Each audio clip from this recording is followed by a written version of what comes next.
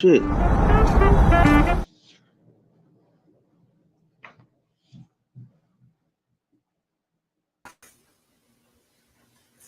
Hey, I'm not muted this time. What's good, Rob Mayfield? NiNi, sit down. What's going on? What's good? What's good? Chilling. Welcome to the Parlay Podcast. It's Sunday, March 16th in the year 2025, St. Patrick's Day weekend. Where you green at? Where you green at? Where you green at? Yeah, I don't participate in that. Somebody said that's the white people's Freaknik. Yeah. They turned the river green and everything, bro. I seen it on the news, man. They don't do nothing like that for Juneteenth. That's why I wore this Harold Pierre classic. I thought about throwing mine on. I ain't gonna lie, I thought about throwing my yellow one on, but I switched to the Fresh Prince Will Smith. Oh, I thought that was you. Animated shirt. Nah, it's a shirt childhood, and it got Fresh Prince, Pokemon, all the childhood cartoons and shit we grew up, Bart Simpson. Yes, bro. Hi, y'all. NiNi, what you doing, some hair? Yeah, I'm in the shop. Oh, for sure. I was trying to figure out when I was looking at you backstage, I was like, man, is she arranging the laptop? Is she? All I seen was a right cheek going back and forth towards the camera.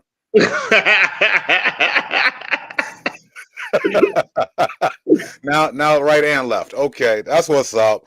The booty up. Hot show, man. NiNi, chime in as you can, man. You trying to keep your client? I'm kicking it. You in here? In it to win it? In it to win it. Okay. Are you celebrating St. Patrick's Day? Fuck no. Do I look Irish?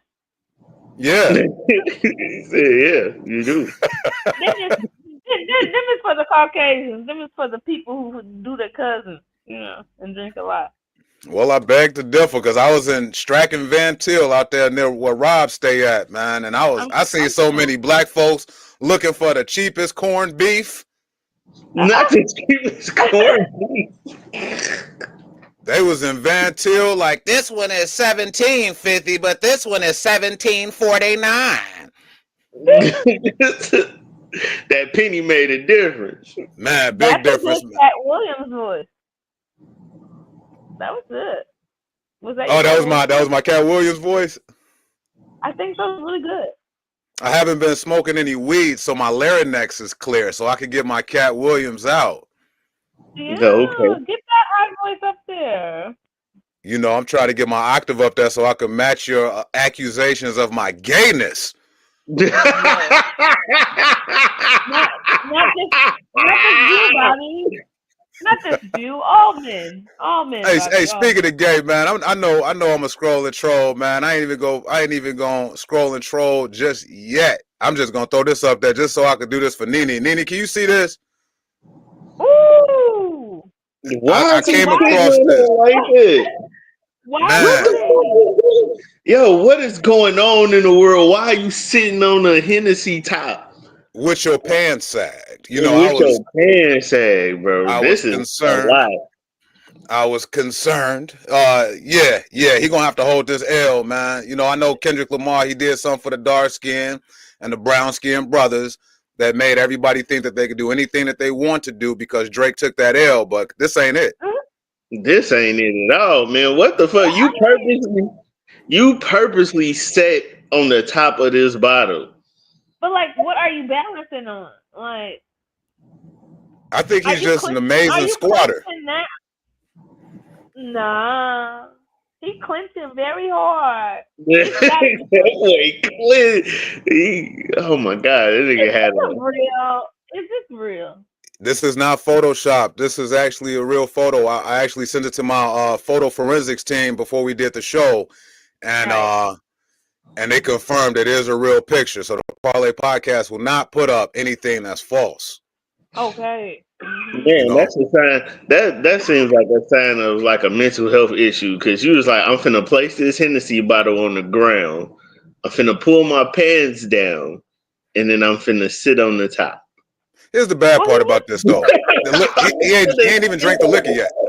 Right. It ain't even open. You was just like, yeah, this what it's supposed to go. He looks institutionalized a little bit. I also found out, and here's the kicker, NiNi. This is his LinkedIn photo. I found out this is the photo he's using for LinkedIn and Indeed. He's getting a job with this picture right here. That's his job. That's tough. What's been up though, y'all? Man, I'm just talking shit, man. Let me get this. That is crazy, up boy. here, man. So everybody can see. I'm mad at whoever took the picture.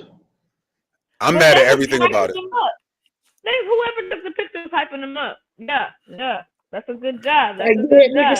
Sit on the bottle, fam. Sit on the top. You about to kill him with this one, Joe. That's hard. You about to kill him with this one, Joe. You finna kill him with this one, Joe. Sit on the bottle. Super funny, man. NiNi, what kind of hairstyle are you doing over there?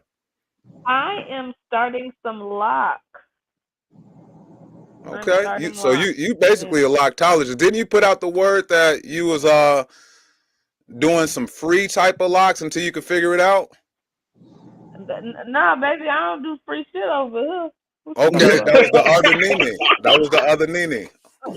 Nah, baby, I've been doing locks. Okay, I charge. I'm a lock person. I'm about 2 inches away on my beard. Then I'm gonna come see you. All right, I'm gonna need this beard done pretty soon. I'm not participating in that. I'm not participating. I want my face to look as heterosexual as possible, just for you, NiNi. That's gonna look gay. You're gonna have little dicks hanging off your face. Okay, now that you say it like that. Little dicks on your face. So you was gonna fucking lock little dicks on his face? Oh dear. NiNi, I think you should charge admission for your imagination.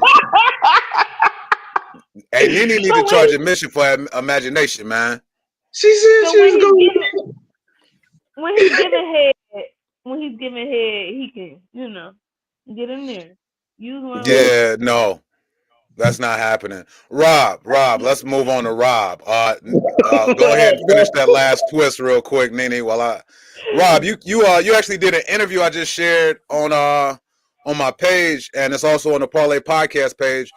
What was the interview that you did weekly?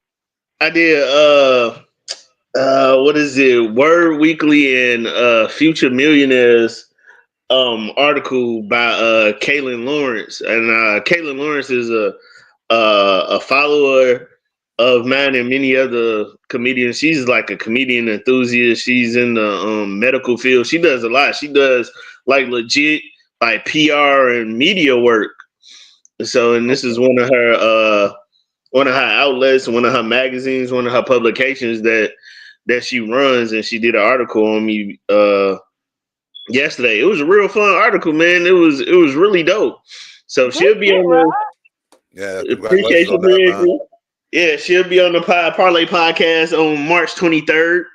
Yeah, she go tap in with us. Had an opportunity to meet her through social media, man, which means I haven't met her at all. So as soon as she get on Parlay Podcast, I'll definitely get a chance to meet her for real. Good shit though, Rob, man. You and NiNi stay moving, man. I stay in this room. He say you stay in this room. But yeah, it was dope.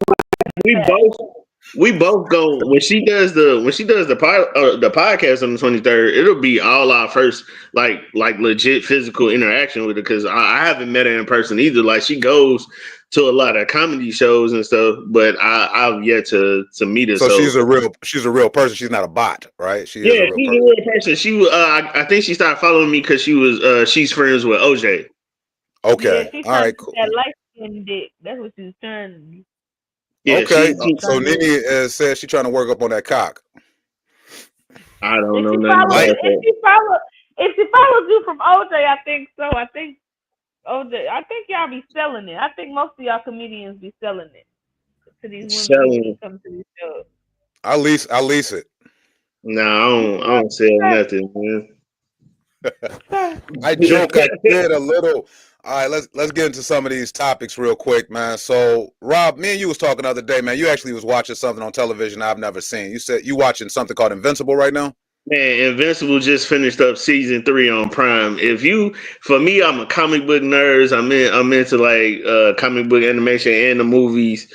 And Invincible has got to be the most violent superhero cartoons I've ever watched, and the writing on that show is just so dope. So I just finished talking to Ty Riggs about it yesterday, because we just finished He just finished up the last season too, and it's just a dope story. It's just about a young kid who's a superhero. His dad is a known superhero around the world. He an alien like Superman, but his mission was false. His dad's mission came to Earth to be a hero. He lied to people and said he came to be a hero, but he actually came to Earth to like destroy the planet. So he put on this facade, married this woman, had this kid, trained him because he's half what the alien race is called Viltrumite. So he had a family. His son is half Viltrumite, half human, and he raised him to be a superhero. But the nigga has no chill. Like he's hella violent. Like he goes through so kind of like Will Smith and shit. Hancock. Is like Hancock? More violent than Hancock because he's actually killing people on purpose. I'm gonna tell you, I didn't even want to say Hancock because NiNi is here. I was gonna say, what? Can you tell me? You said he's mixed with ventriloquist. What is he mixed with? No, the alien race that he is called a Viltrumite, and they just say that one more time. Say it slow. Viltrumite. Yes, I love when nerdy niggas say these words like it sound like your tongue's heavy. It sound like your tongue's heavy. You sound like Mason Betha, nigga. Hey, I don't want to buy and you don't want to $8 eat. So I talked to Puff, and Puff said, I don't know. Puff is gonna get the money. Puff. Man, I haven't had an opportunity to see that, but but I highly encourage you to watch it because this season alone has so much action in it. Like the fucking action scenes and the violence in it was crazy. Like I ain't never seen nothing like that in an animated show. Is it an English show, bro? Like I don't like watching it. Yeah. No, it's not. It's not an anime. It's not something that you gotta. It's a regular just superhero cartoon that come on Prime, and it's just the story writing in there is dope. The relationships that each character have with everybody is dope, and just the overall action and the plot of the whole show is just dope. It's not, you don't feel like you watching a cartoon. You feel like you watching like a regular live action show. On which platform, bro? Which platform? Prime. On Prime. Yep. Great segue right now, man. Speaking of Prime, man, and stuff that we watching. But before I get to that, I watched a movie called Trap. I just watched that too. I watched Trap on Netflix. Yeah. When do y'all have all this time to be watching movies as providers? That's me. I'm a married man. That's quality time. Oh, okay. That's a date. Well, yeah. Well, I don't have nobody, so I do comedy. I go to work. I do this podcast, and so I got hella time to watch it. Right? Why would you say it like that? I don't have nobody. I mean, I'm not in a serious committed relationship with nobody, so I'm sure you just hurt somebody. I'm sure you just hurt somebody's feelings by saying that. That I'm not in a serious committed relationship. No, because sure there's some woman out there who thinks you are. NiNi, keep hating his ass. Keep hating him, NiNi. I'm instigating. Hey, keep hating. I mean, because if she was with me, then I wouldn't have no problem saying, we together. I don't have no relationships, but if I'm not with nobody, I'm not with nobody. If I am, I am, and I don't have shit. Ask him another question, NiNi. I don't have shit.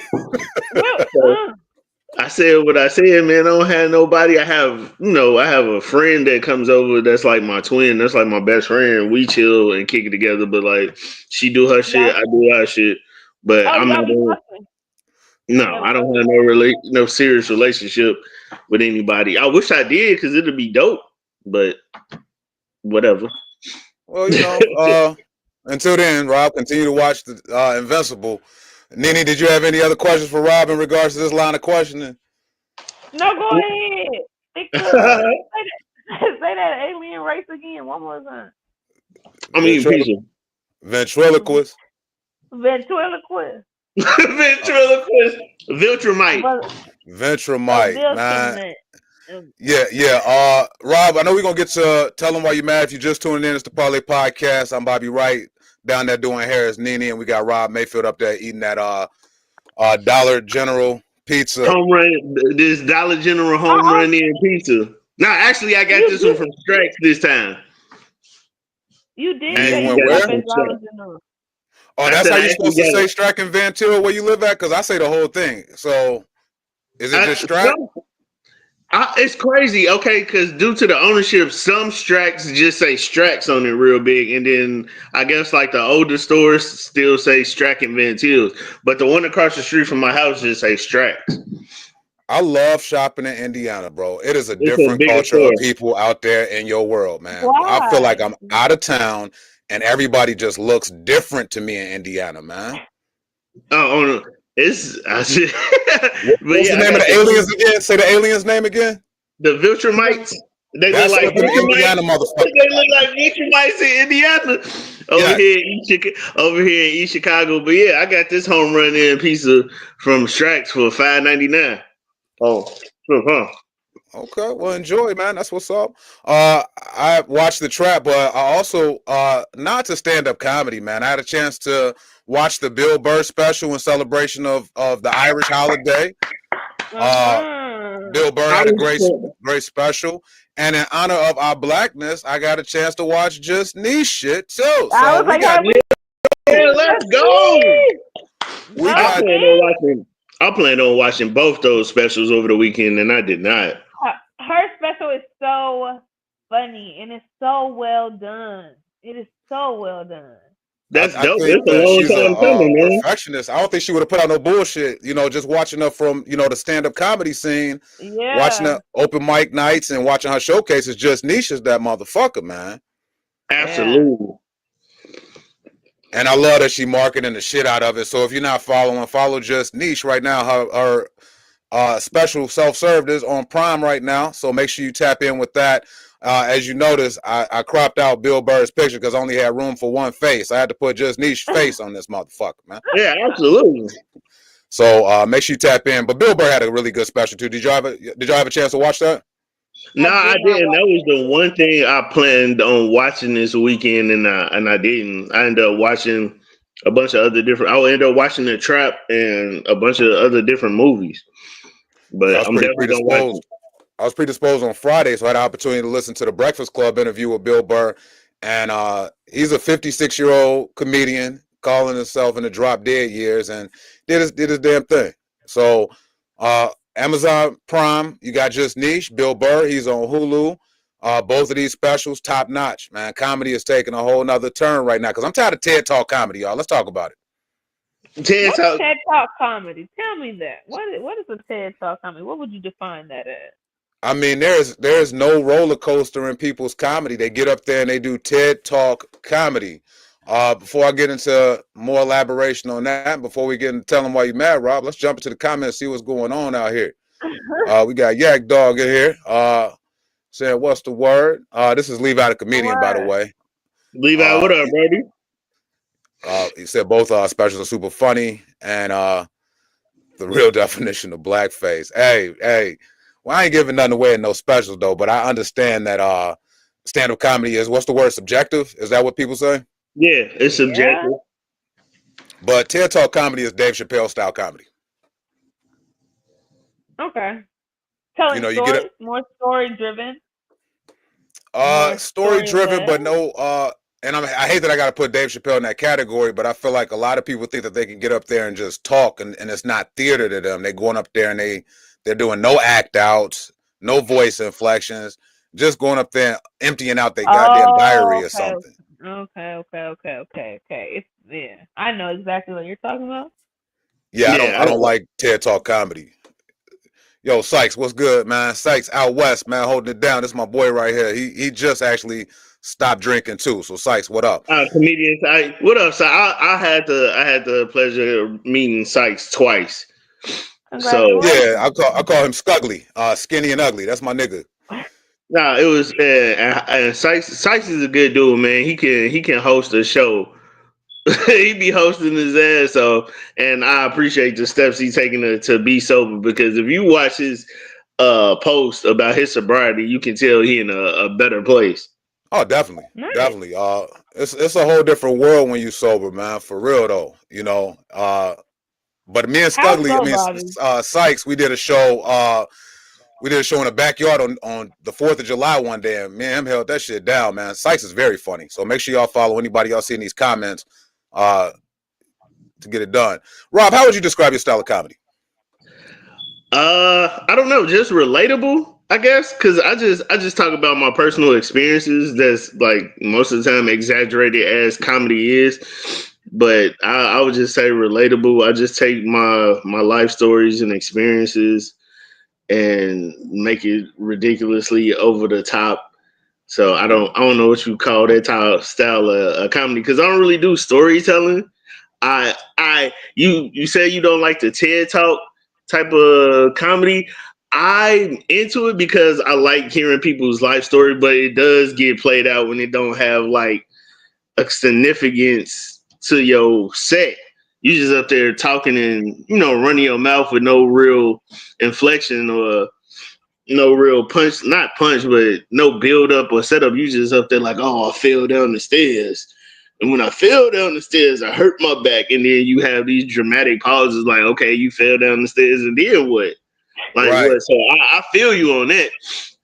I feel Yeah, like it still can be done. I feel like it still can be done if it's done right. And I noticed that everybody started doing this TED Talks type comedy when Gerard Carmichael put out his special years ago, that Rothaniel. That and was that like special wasn't special. it wasn't. But if you see the pattern, like once he went up there and just opened his life up about him being gay and how it was a secret and how the journey he went through, it drew people in because it was different. It was emotional. That was the one He where he came out being gay on that one, right? Yeah, when he was sitting when the whole little Gerard club Carmichael. Yeah, Gerard Carmichael. Carmichael. It was that set where it was all dark in there. It looked like he was finna sing the blues or some shit because the whole arena was dark and it was just a spotlight on him. And ever since he did that special, being like vulnerable, I guess, to just open up to the world about his life and his sexuality, everybody after him started doing all these emotional, life pieces on stage. Because after he did that, Jamie Foxx did it. Monique did it. And NiNi said it's gay. I think NiNi, you are correct. It's gay. Listen, everybody after him, when they did a special, it became this dramatic, tear jerking, emotional. Instead of being comedy, it became like this, like what they call it, this one man or one woman, I guess, Monologue type of monologue show. piece. Yeah, there Yeah. you go. I That. was so disappointed in Monique. Like I love Monique, man. I love her for everything she's done up to that special that she did on Netflix. Yeah, and Really? that's what I'm saying. Because I'm saying, and once he did that, everybody who had a big name, who had a special had a special, did something similar to that. The only person, the last stand up comedy I watched to where it wasn't like a monologue and it wasn't a TED Talk like that was probably like David Arnold's last special. David Arnold was a And beast, though. David David Arnold Arnold was was a beast. It was probably like David Arnold's last special and like Dion Cole's last special, where they just told jokes. Of Dion course, Cole. towards the end, they made it like a little emotional, talking about they lost them. But for the most part, it was all jokes. They told all jokes. They didn't get up there and No, I get it. I get like what you a said, man. monologue. How you So feel that's about what it I'm. though, NiNi? The TED Talk comedy, or even if you think it is TED Talk comedy, or do you think it's like therapeutic that they getting that shit out? 38D. I, I think that some things are funny, like anecdotal comedy if you're telling a story, but your whole set should not be stories. Like, I didn't come to hear you do a monologue with some fucking ad libs in between your chapters.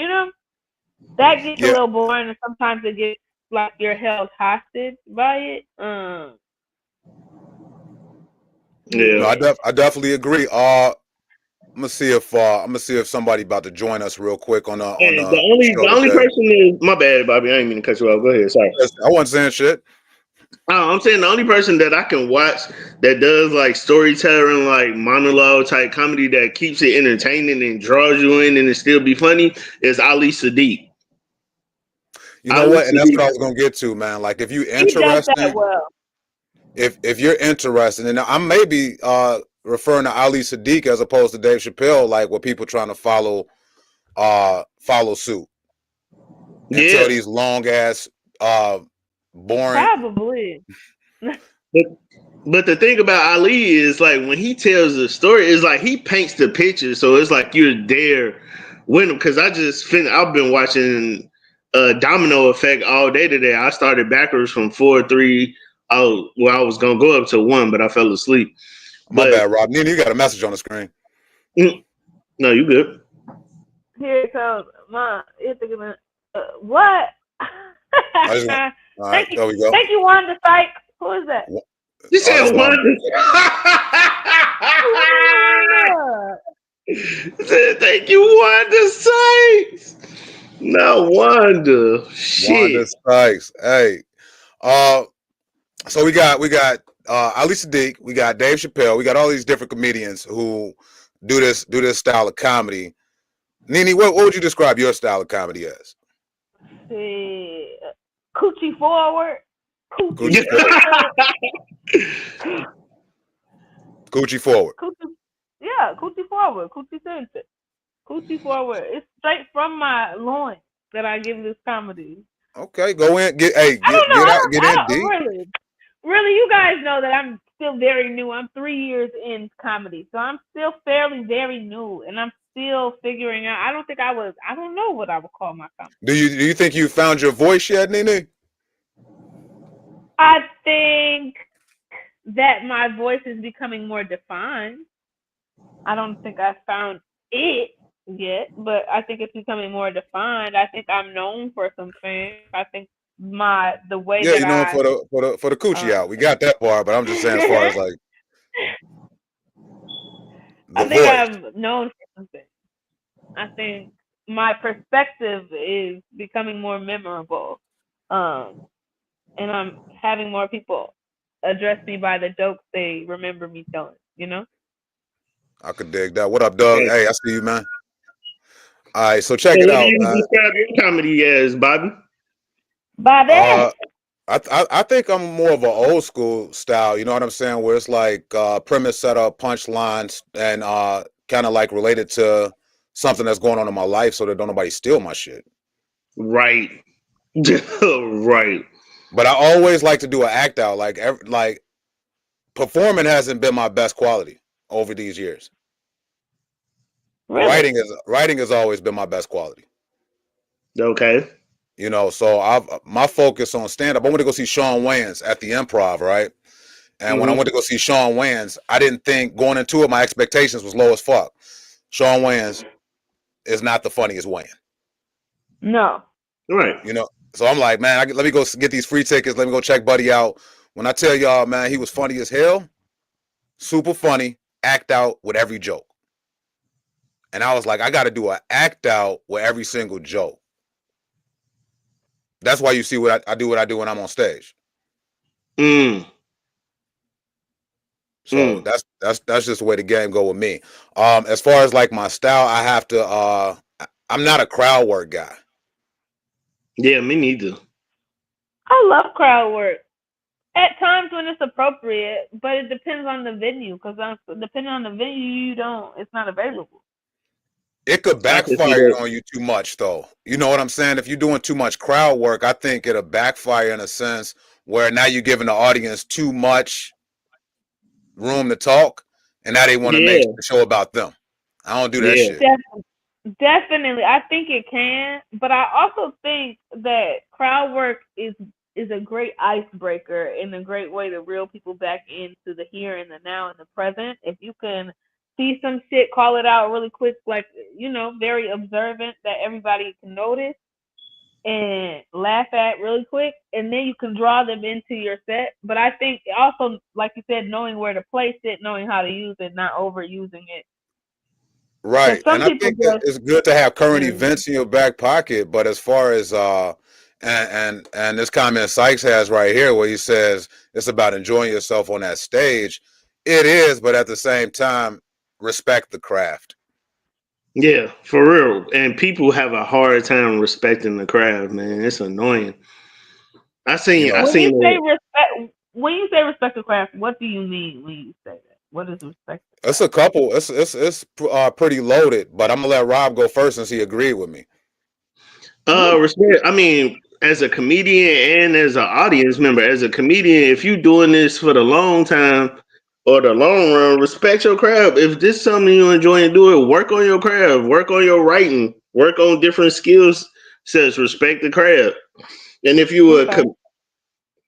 do things to make you better. That's what I mean by respecting the craft. Learn from people around you, not necessarily steal their shit, but but learn from people, learn from your peers just by watching them, and just take the time out to write little shit down, We even if got it's like a company. little idea, huh?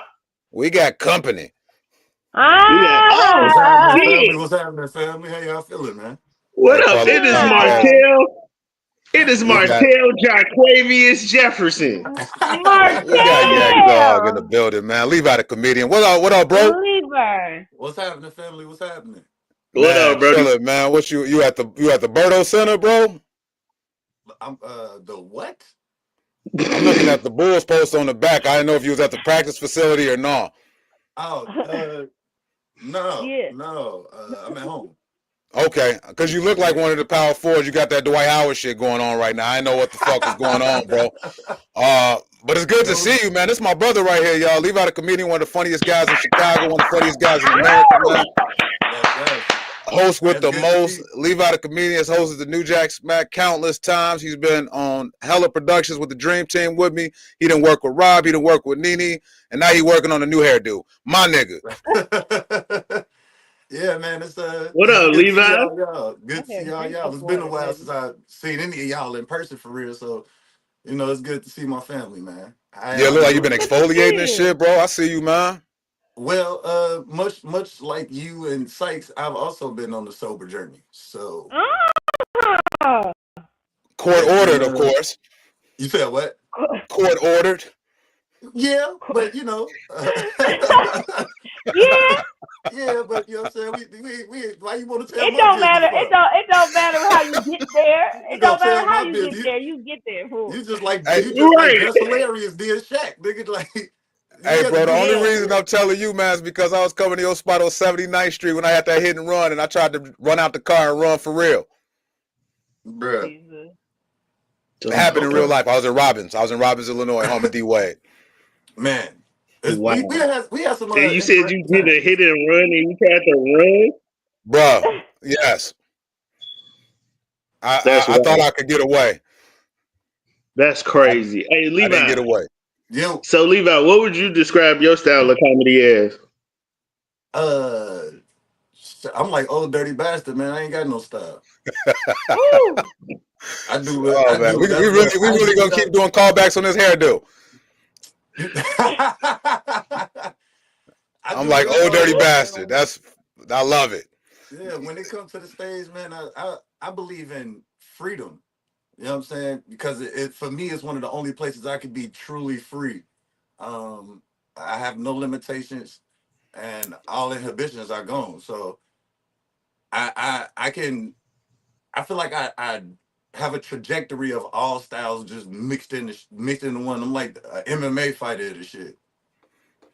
You know what? I've seen you do crowd work. If anybody could do crowd work, I think Yak could do crowd work because it intertwines with his. When I say Yak, it means leave out a comedian. I'm sorry, y'all. I feel like I'm on a phone call. Yeah. But whenever I see him do crowd work, he'll jump in and out of a joke while he's doing his crowd work. So it's part of his material. He ain't just trying to pick on somebody in the crowd and start going crazy. Except for that night at Angels when we almost got shot. Hey man, I wasn't even. First of all, Please, tell please the tell story the the right way. story. I wasn't even picking on. All I did was tell the man to smile. That's it. That's all I did. I just told the brother to smile, man. That's it. It ain't my Was y'all fault. wrestling? When y'all wrestling on the ground when I came back around the corner? He was trying to wrestle, but he was in a very rear naked death choke. And then I come and try and pull y'all apart, and I think he thought I was going to try and jump. We was going to jump him, and he pulled out the gun. I was like, man, He put see, out this the why gun. Tiffany Haynes don't like y'all motherfuckers. Yeah, when we got outside, that's when he pulled out that little ass pea shooter. Yeah. True story, man. Me and Yankton been doing all kind of shit. 99th and Torrance. At that spot with the heckler. I had to choke that dude out that night. No, Levi, are you playing video games? Yeah, I am. Oh, okay. I was like, what the fuck is that little click? I thought it was that or a vibrator, but I didn't know what time he was on. With you on the video, I could, be doing other things with my hands. Now I can block Rob and Bobby out. With Rob and Bobby, I told y'all what I say. Nah, I can block them out. We got two-time in the thing, man. Robert Irvin, man. Shout out to my boy 2x2 for man showing me around LA. Uncle Bob, man. I hate that they stole his shit. We just kicking the bobos, man. It's the parlay, so we just gonna talk about whatever come up. Matter of fact, I'm gonna put this shit back up there just because. That shit's wild. What the fuck? That's a wild ass picture. What is going on? That's a wild ass picture. Is he sitting assed out on the Hennessy bar? That nigga. Yeah. Oh no. Nigga sitting ass out on the Hennessy bottle. That's outrageous. Very, very disrespectful. All right, so I had a quick thing I want to talk about. Rob, we coming up with your tell them why you mad. Let me get this motherfucker off there real quick. So me and Rob talk at least twice a week, don't we, bro? At least twice a week when we get here. And we were talking about Eddie Murphy. I was watching the Tyler Perry movie. I was watching Medea by accident. And it made me realize how much Eddie Murphy is the GOAT. Absolutely. Red Fox is my favorite, but Eddie Murphy is the GOAT. Do everybody agree? Yeah, Eddie Murphy is the GOAT. Greatest all time. The GOAT of everything? GOAT of comedy. I'm talking about white, black, Mexican, Puerto Rican, Asian, bull Asian. Eddie Murphy. Who touching him? I would say Eddie Murphy because looking at Eddie Murphy's, you said what? Yeah. I would say Eddie Murphy because just looking at the timeline of like his work and how everybody pretty much now has some form of Eddie Murphy-esque type, set or form in a comedy, you could tell it's an Eddie Murphy blueprint. You could tell even with Chris Tucker. I watched Chris Tucker in Rush Hour. I was like, this is like Axel Foley. Like you just a fast talking, smart mouth nigga that know how to con his way out of shit. Damn. So now that we kind of in agreement with Eddie Murphy. I didn't realize his body of work was so crazy. Levi.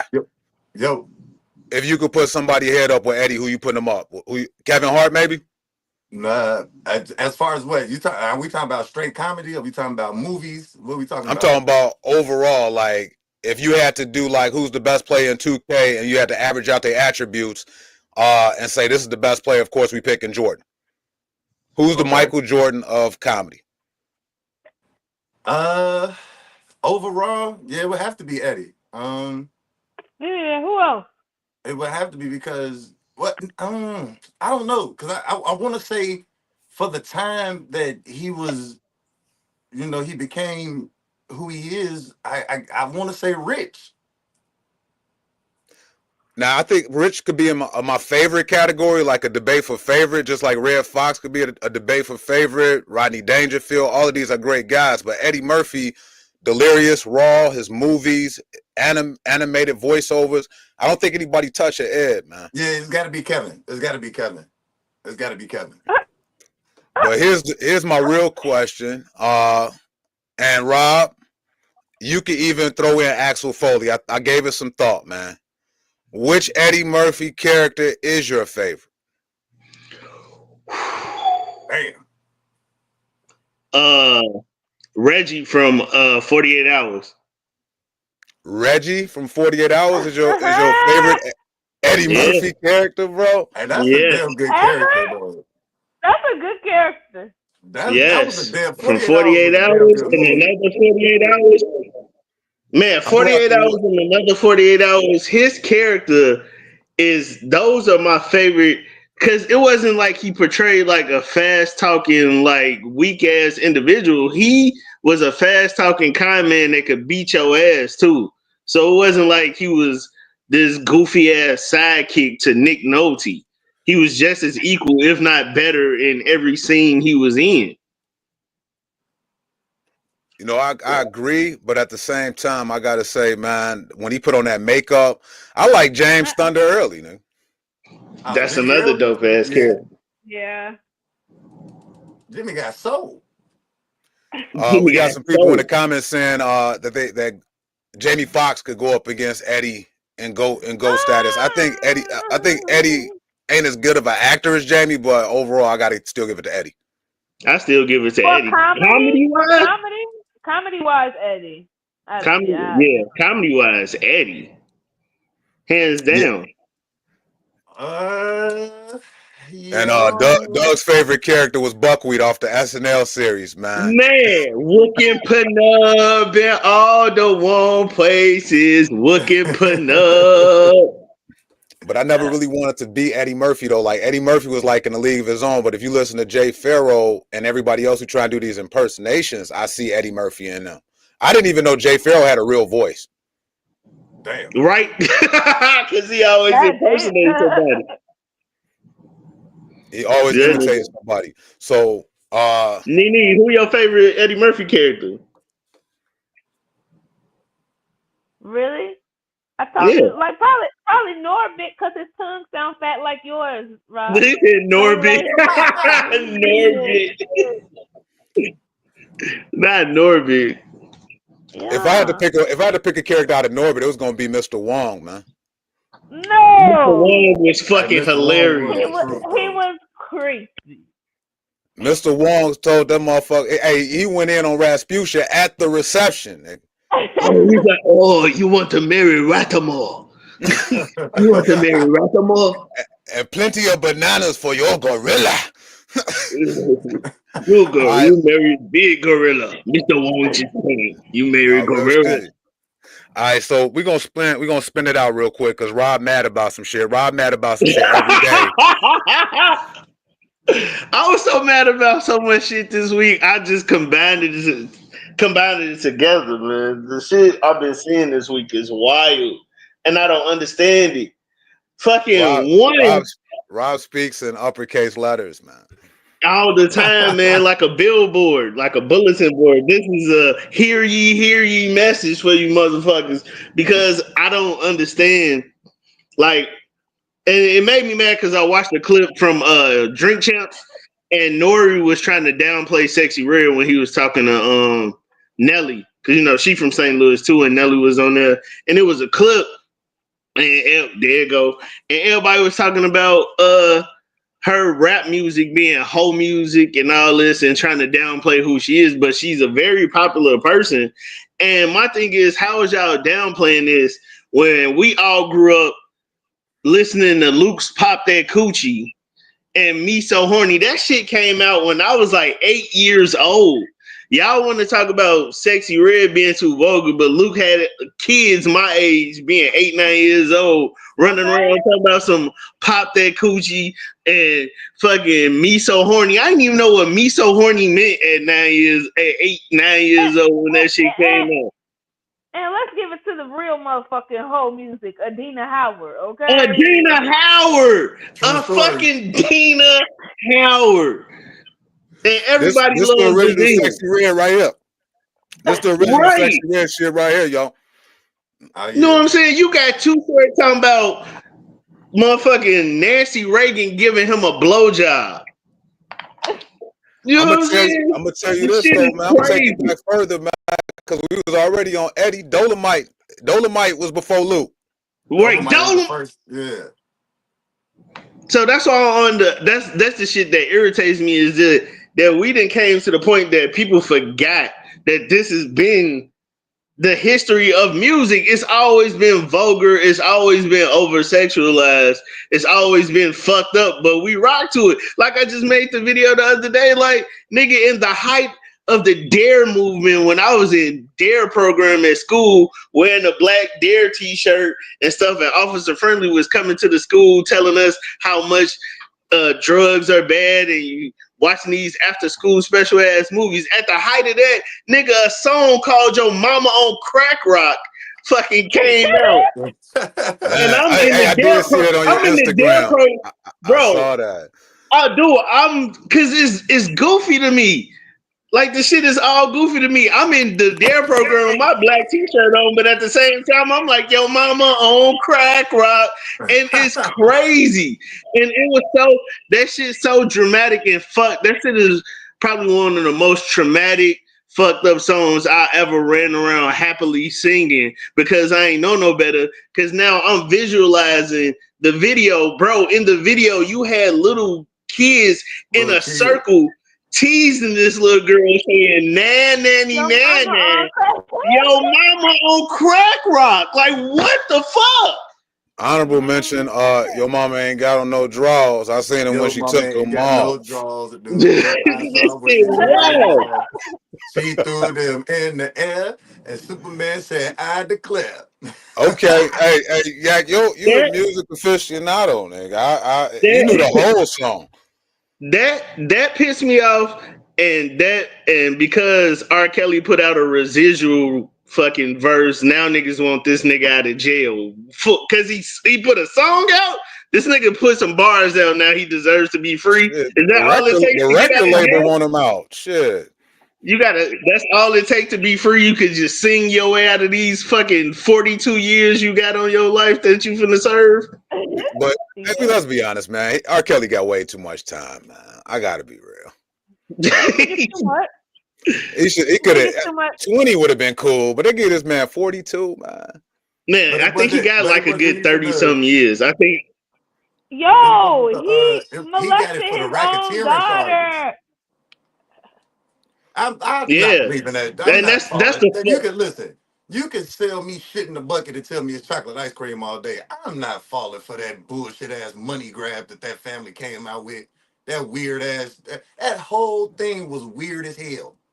About his daughter? You mean that shit was so the documentary? Weird. Yes, that shit was so extremely weird.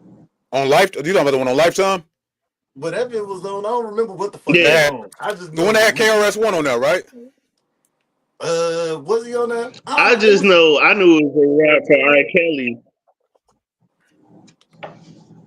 I just knew it was a rap for R. Kelly when they started naming shit he started doing in other states. I was like, oh yeah, you going to jail, bro, because they still ain't even got to the Minnesota and New York cases yet. You still in jail. You still in jail over shit you did in Chicago. They didn't get to the Minnesota and New York shit till like a year later. Then they combined all three of them shits. It was like now one of them got dropped though. One of them ended up getting dropped or some shit. You said they dropped one of the charges? Yeah, did they? One of them. What, his jaywalking charge or something? The fuck? What's his jaywalking charge? His jaywalking charge? Hilarious, man. Stupid. That nigga, his parking tickets. They dropped all his parking tickets. I don't know what I know one of them ended up getting dropped. Shit crazy. When I heard the song, I thought it was a joke. Like I thought it was some AI shit at first. I did too.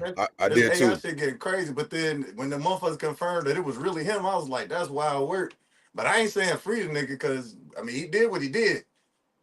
There's a lot of dudes doing what he did. They just don't videotape it. Man, and that's the only issue I had. The verse was cool. It was decent because it was like, okay, he's still in prison singing and shit, but. But to say free this man because he dropped a TikTok challenge is wild. Man, super wild. What up? Hey, Mo to the Good. What up? Man, thanks for coming by last week. I'm not saying free him, but I don't think he should be the only one locked up over the shit. And we I love don't think he should be the only one locked up. I think the parents should be held accountable. I think that his security guard that was on the Lifetime thing. I think his brother that ended up being homosexual in jail with wives.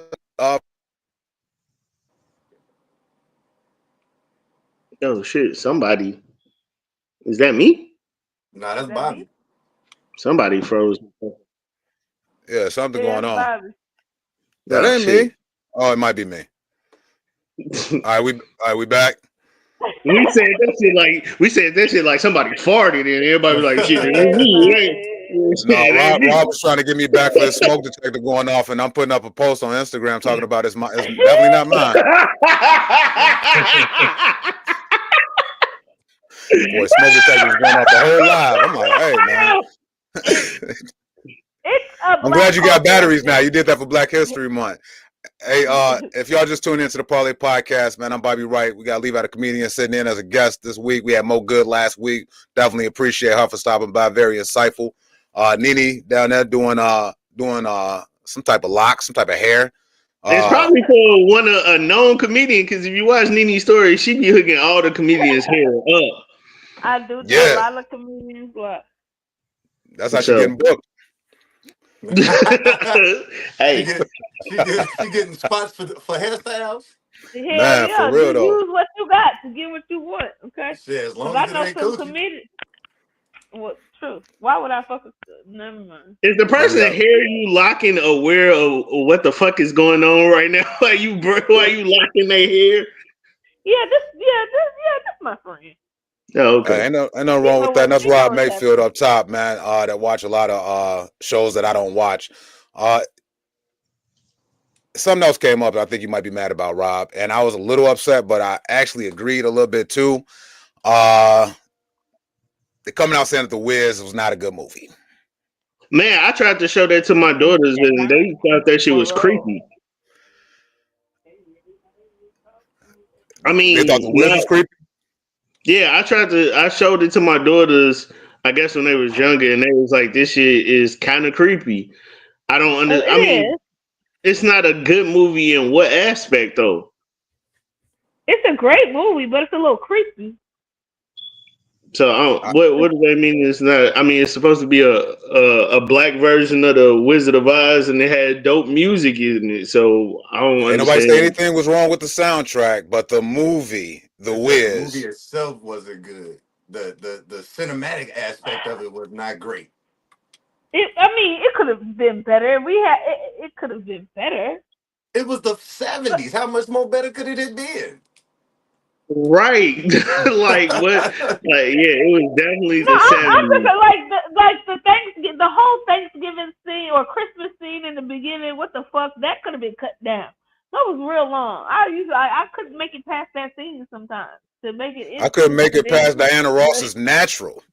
Man, the little curly fro she had. I didn't like it. Then next thing I know, Good Times come out and Florida Evans got the same fucking hairdo. I'm like, ain't this some shit? Damn.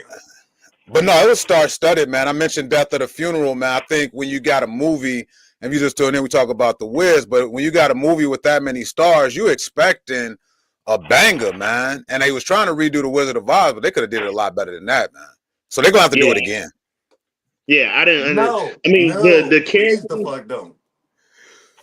I think if they remake The Wiz, not The Wizard of Oz, but I think if they remake The Wiz, it could be done right with today's technology, a dope director and a script. I think it could be done. I think you could get people like Chris Brown to be the Scarecrow. I think you could get somebody like her or SZA or somebody to be Dorothy. I think if it's done right, it could be. I don't want to see SZA in no more movies unless it's on Pornhub. I said or her, because her could sing her ass off. I said I don't want to see SZA in any more movies unless it's on Pornhub. That's crazy. Why would you say that? That's crazy work right there. Especially during Women's History. Why would you say that? Oh, it's still that month?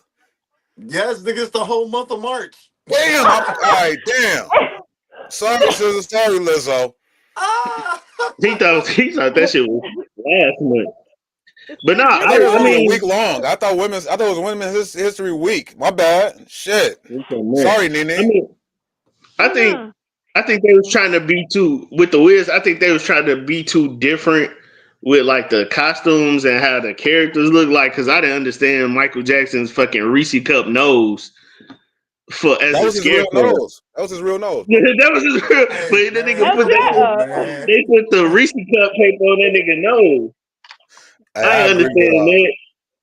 And I I agree with ain't Mo Good comment understand. right here, man. She say leave them white folks movies alone because if you see all white cast remaking The Color Purple, we gonna riot. And she is true. If I We see a white ceiling, nigga, we will riot. Well, you are right. hey, for real though, Oh, man. the color purple is a lot of people's favorite movie, and that's the That's my most favorite movie. traumatic shit I've ever watched, That's nigga. my favorite movie. However, I would like to see an Asian Color Purple. Like I You want said to see that's your what favorite movie, They got Levi? an Asian Color Purple. It's called Everything Everywhere All at Once. It won an Oscar. that's Yeah, I didn't realize you was that artsy, bro. Cause I ain't never heard that of no is shit not. like that. That It's was a good literally movie. like the little Shit boy, movie for what? the dude who played the little boy in Indiana Jones. He won the Oscar for that.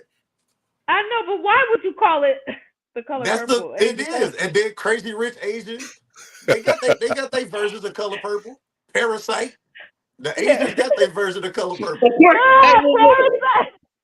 Yeah, Asian's Yeah, version of Color Purple was called 2020 COVID-19, nigga. That was Ah! that's wild. Now, China. Ain't no Michael Jackson slander. yeah. We just talking about his nose. He knew his nose was fucked up. That's why he changed it. Shit. I mean, That was 79. That was before the nose. That was before he got a new nose. He still had that Jackson which 5 nose? That nigga nose. had 10 different noses, man. Which No, No, nose he you when just the referring had his to? original nose Wiz back when the then. Wiz came out, he still This was yeah, the nose 1.0. that was he didn't get that new nose till after Thriller. Till Hey, Thriller came out. that That's when Thriller the new money was nose different came. type of money, man. He disowned his What? family after that Thriller money came in. That Thriller money made him, Janet, and his whole family change their whole nose. I heard That Michael Thriller Jackson money actually had said them like change Michael Jackson went to Gary, Indiana, bought 3 niggas, and they whooped the shit out of Joe Jackson, man. This is what I heard. He said he bought 3 Shut niggas. your Yeah, ass up. Michael Jackson had that Thriller money. He went and bought 3 niggas, whooped the fuck out of Joe Jackson. Damn. Oh my god.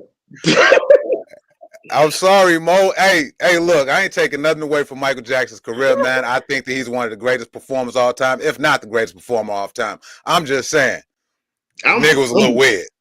I'm waiting for the biopic to come out in October, man. I'm Yeah, with excited his about that nephew. shit. Is it a black guy playing Michael Jackson? It's It's his his nephew. nephew. It's Jermaine's son.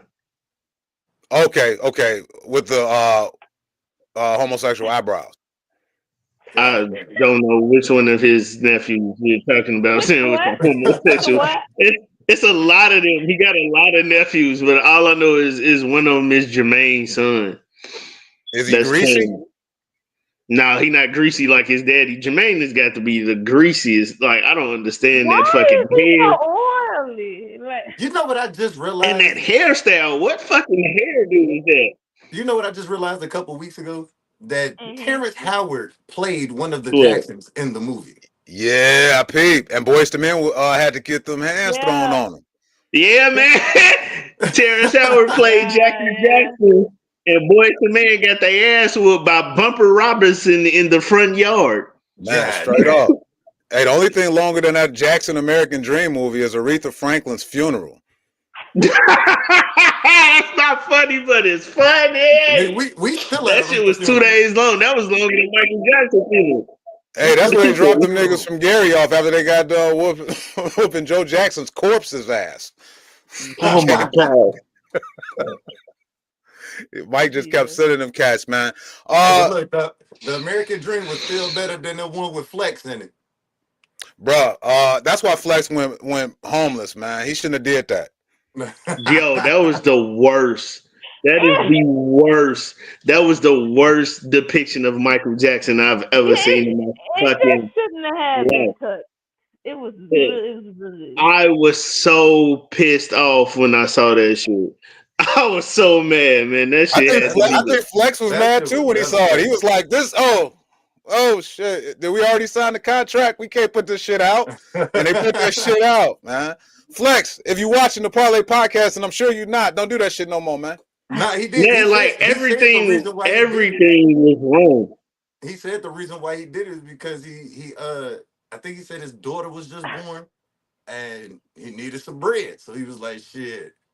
Because he said when they first came to him with it, he was like, man, I Yeah. can't play Michael Jackson. First of all, I'm 6'3". Like, that don't make sense. And then Yeah, Right. he was like, they came with the check. And he was like, well, shit. Shit, I could play him. Look, I do it, I That guess. was But he I'm did just say glad. he didn't feel right doing it the whole time he was doing it. What I'm glad about is a lot of shit being debunked about that pedophilia shit that they kept trying to accuse him of. So, Rob, you actually sent me something a while back, man, a documentary that I watched, and these it's called motherfuckers Square was One. lying, man. Yeah, it was the name of the documentary is called Square One. It's put together by Taj Jackson, which is one of Tito's son, and it goes into a deep dive of all the Michael Jackson's accusations. And what people don't realize is that Michael Jackson, when all this shit was going on, was under FBI investigation for 13 years. They was Damn. tapping his phone. They had every police station and police unit in the state of California at his house every day. They had helicopters circling his cribs every day. And with all that money, they spent millions of dollars investigating this man. They came through his house with a warrant, searched everything, made him strip naked, do a full body cavity search and everything, and still found nothing. They took pictures of my penis. Yeah, they took pictures of this man, which is a violation. Which is a violation, bro. Hey, bro. Hey, he looked like he was at Abu Ghraib when he did that motherfucking interview. They took pictures of my penis. Because he probably felt like a slave, nigga. You just got these police in here telling you to strip naked, bro. And Yeah, they that's got bogus, your house. man. King of pop, They got man. They got your whole facility. Your whole Neverland Ranch is on 24-hour lockdown. You got the FBI there. You got the California Sheriff Department, the regular LAPD department. You got all Macaulay these Culkin, Macaulay Culkin there, Webster there, motherfucking Chris Tucker there, everybody there. Bubbles in that motherfucker, man. Bubbles in the Hey, they just posted an article about Bubbles still being alive and he like in a regular normal habitat now. And and the tag was like, imagine being Bubbles, you touring the world, living like a celebrity. Now you in here with the rest of these broke ass monkeys. Oh shit! I know the chimpanzees is like, oh, you thought you was that nigga, huh? You thought you was special, huh? That's how Welcome back Caesar to the felt playground, B. Planet of the Apes, man. Remember Caesar thought he was that nigga, man, when he got to jail? Hell yeah. They had to show him, man. Look, man, this ain't them white people house, man. We finna fuck I you heard up in somebody here. said Bubbles was an asshole. I heard Bubbles did have a bad personality, man. He was one of the worst chimpanzees, ever, man. That's why Mike got rid of him. That's exactly why he got rid of him, because he started getting older and started becoming a fucking chimp. He like, nigga, I'm not supposed to be wearing Jordans. I'm a fucking animal. Like, I'm finna snap and bite somebody. Let me do a hard stop with this subject real quick because we still got to get to NiNi's Notions, which is coming up. I can't wait for that, of course. Real quick, man, did y'all see the high school girl? I don't know her name or anything like that, but I seen the video. Did y'all see the baton video? Hell yeah. Somebody showed me the baton video today, my friend. You saw it today, NiNi? Yeah. All right, what do you think? Do you think she hit that girl on purpose, or was it an accident? She hit that girl on purpose, yo. That was on purpose. Yeah, you see the way that she brung it up and flicked her wrist in that bitch head. It looked intentional, didn't it? It's very much intentional.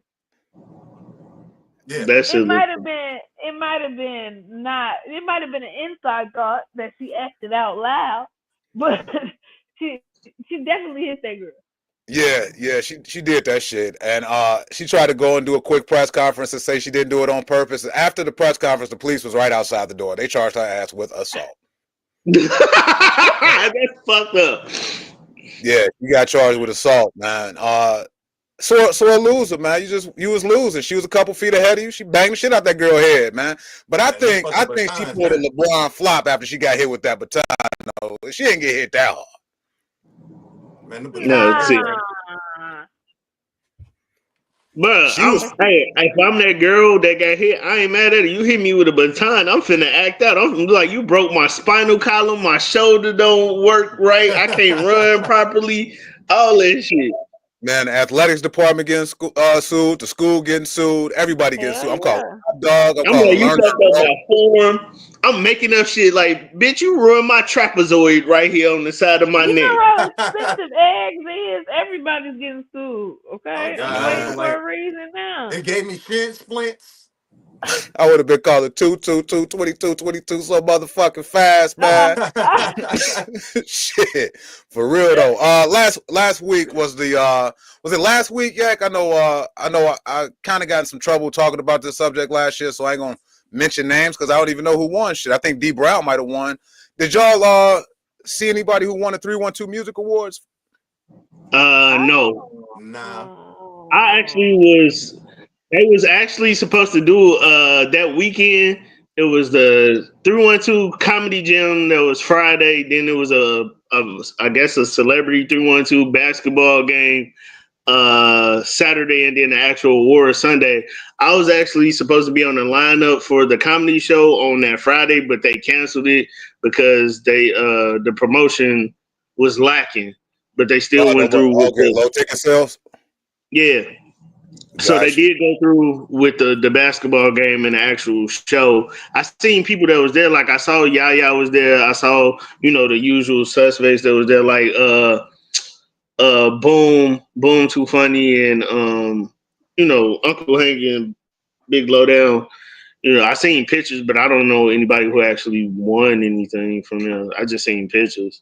Man, speaking of them, man, y'all got to go to Marnie. I think she's going by Marnie Adams now. I think I think I'm gonna continue to say Marnie P, just like people still like to call me B Wright. So Ah, Right. they had a thing up on her page. They went live and they were talking about the social media or content creators versus the stand-up comedians. And Tasha Taj, a comedian from Chicago, was there to do a show with some of these content creators. I didn't know that it was like 10 Ooh. niggas on stage at once when they perform. I didn't know that they did it like that. She yeah. went in. She went in on them. Yes, she did. Tasha went in because I was Can trying you to tell piece me a little together. bit what she said? Because I heard she went in, but I'm trying to see what was her point of view.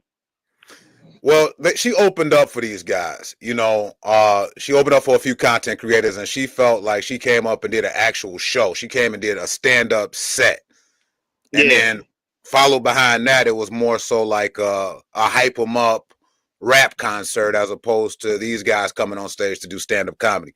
And she was pissed off about this shit, yo. Okay. Yeah, she And was upset. it was a brother in the comments. I think his name was Joseph Johnson because they kept fucking with him because his name was Joseph Johnson. And then they found out that it was his father's name first, and they laid off of him. But I kept going. As far as what he was saying is that stand-up comedians who haven't made it yet to so-called success or the big time are hating on the content creators because they filling seats and they doing these shows. So do y'all think it's some hate mixed in that shit too? Man, hell no. I don't think on Tasha's end. I don't think it was hate. I don't think she was hating. I think she was upset because of the expectation. You guys are comedy content creators, and y'all hired me to open for y'all. But if you look at the videos she's supporting, I mean, she posted or whatever, you can see she kind of right because y'all content creators, y'all not doing like no 85 South show where y'all up there telling jokes and y'all got segments and y'all doing skits or anything on stage. From what I saw that she posted, like you said, it just looked like a bunch of niggas on stage doing rap concerts. They was just singing Chicago songs, like you up there doing doing covers of 3-piece and shit. And then she went up there and did a actual set. So I don't think it's hate. I think it's just the confusion is, I think content creators thinking what we do on stage is easy, and it's not. And they think because they content creators that they could just get on stage and do what the fuck they do on the internet. And sometimes that shit don't always transition over well. I'm I gonna mean, they tap in. can, but that's what they pay for. That's what that crowd who goes out there pays for. To me, it's very lunchroom comedy. It's very roasting on people, rah rah rah. I need a hype man, nigga. It's not to me. I wouldn't consider what they do stand up comedy. It's entertainment, I but would it's not okay. stand up. You That's know, what and I'm I saying. gotta Yeah, It's not stand up. It's comedy in a form, but it ain't stand up. right. diluted form when you get on that stage. And there's no hate and there's no disregard for what they do on the internet or on social media because their sketches are funny as hell. But I gotta agree with what Mo Good saying right here, right? She said, "We're not hating. I'm just not gonna do their work for them." And when she say that, it means that you invite all of these dope ass comedians that's been on the open mic circuit, been on these local showcases, honing the craft, becoming better stand-up comedians, and we open up, and then next thing you know, y'all just finish out and do rap hype shit. Yeah. Right. Right, and my thing is like I don't hate on content creators because they getting their bag, they getting book shows. My thing is don't come over to the stand up lane with this cocky ass attitude, thinking shit sweet over here, and then when you get on stage and niggas don't laugh at the shit you saying, you like I'm this, I'm that, I'm on the internet. But it's two different worlds. You still funny. It don't make you less funny.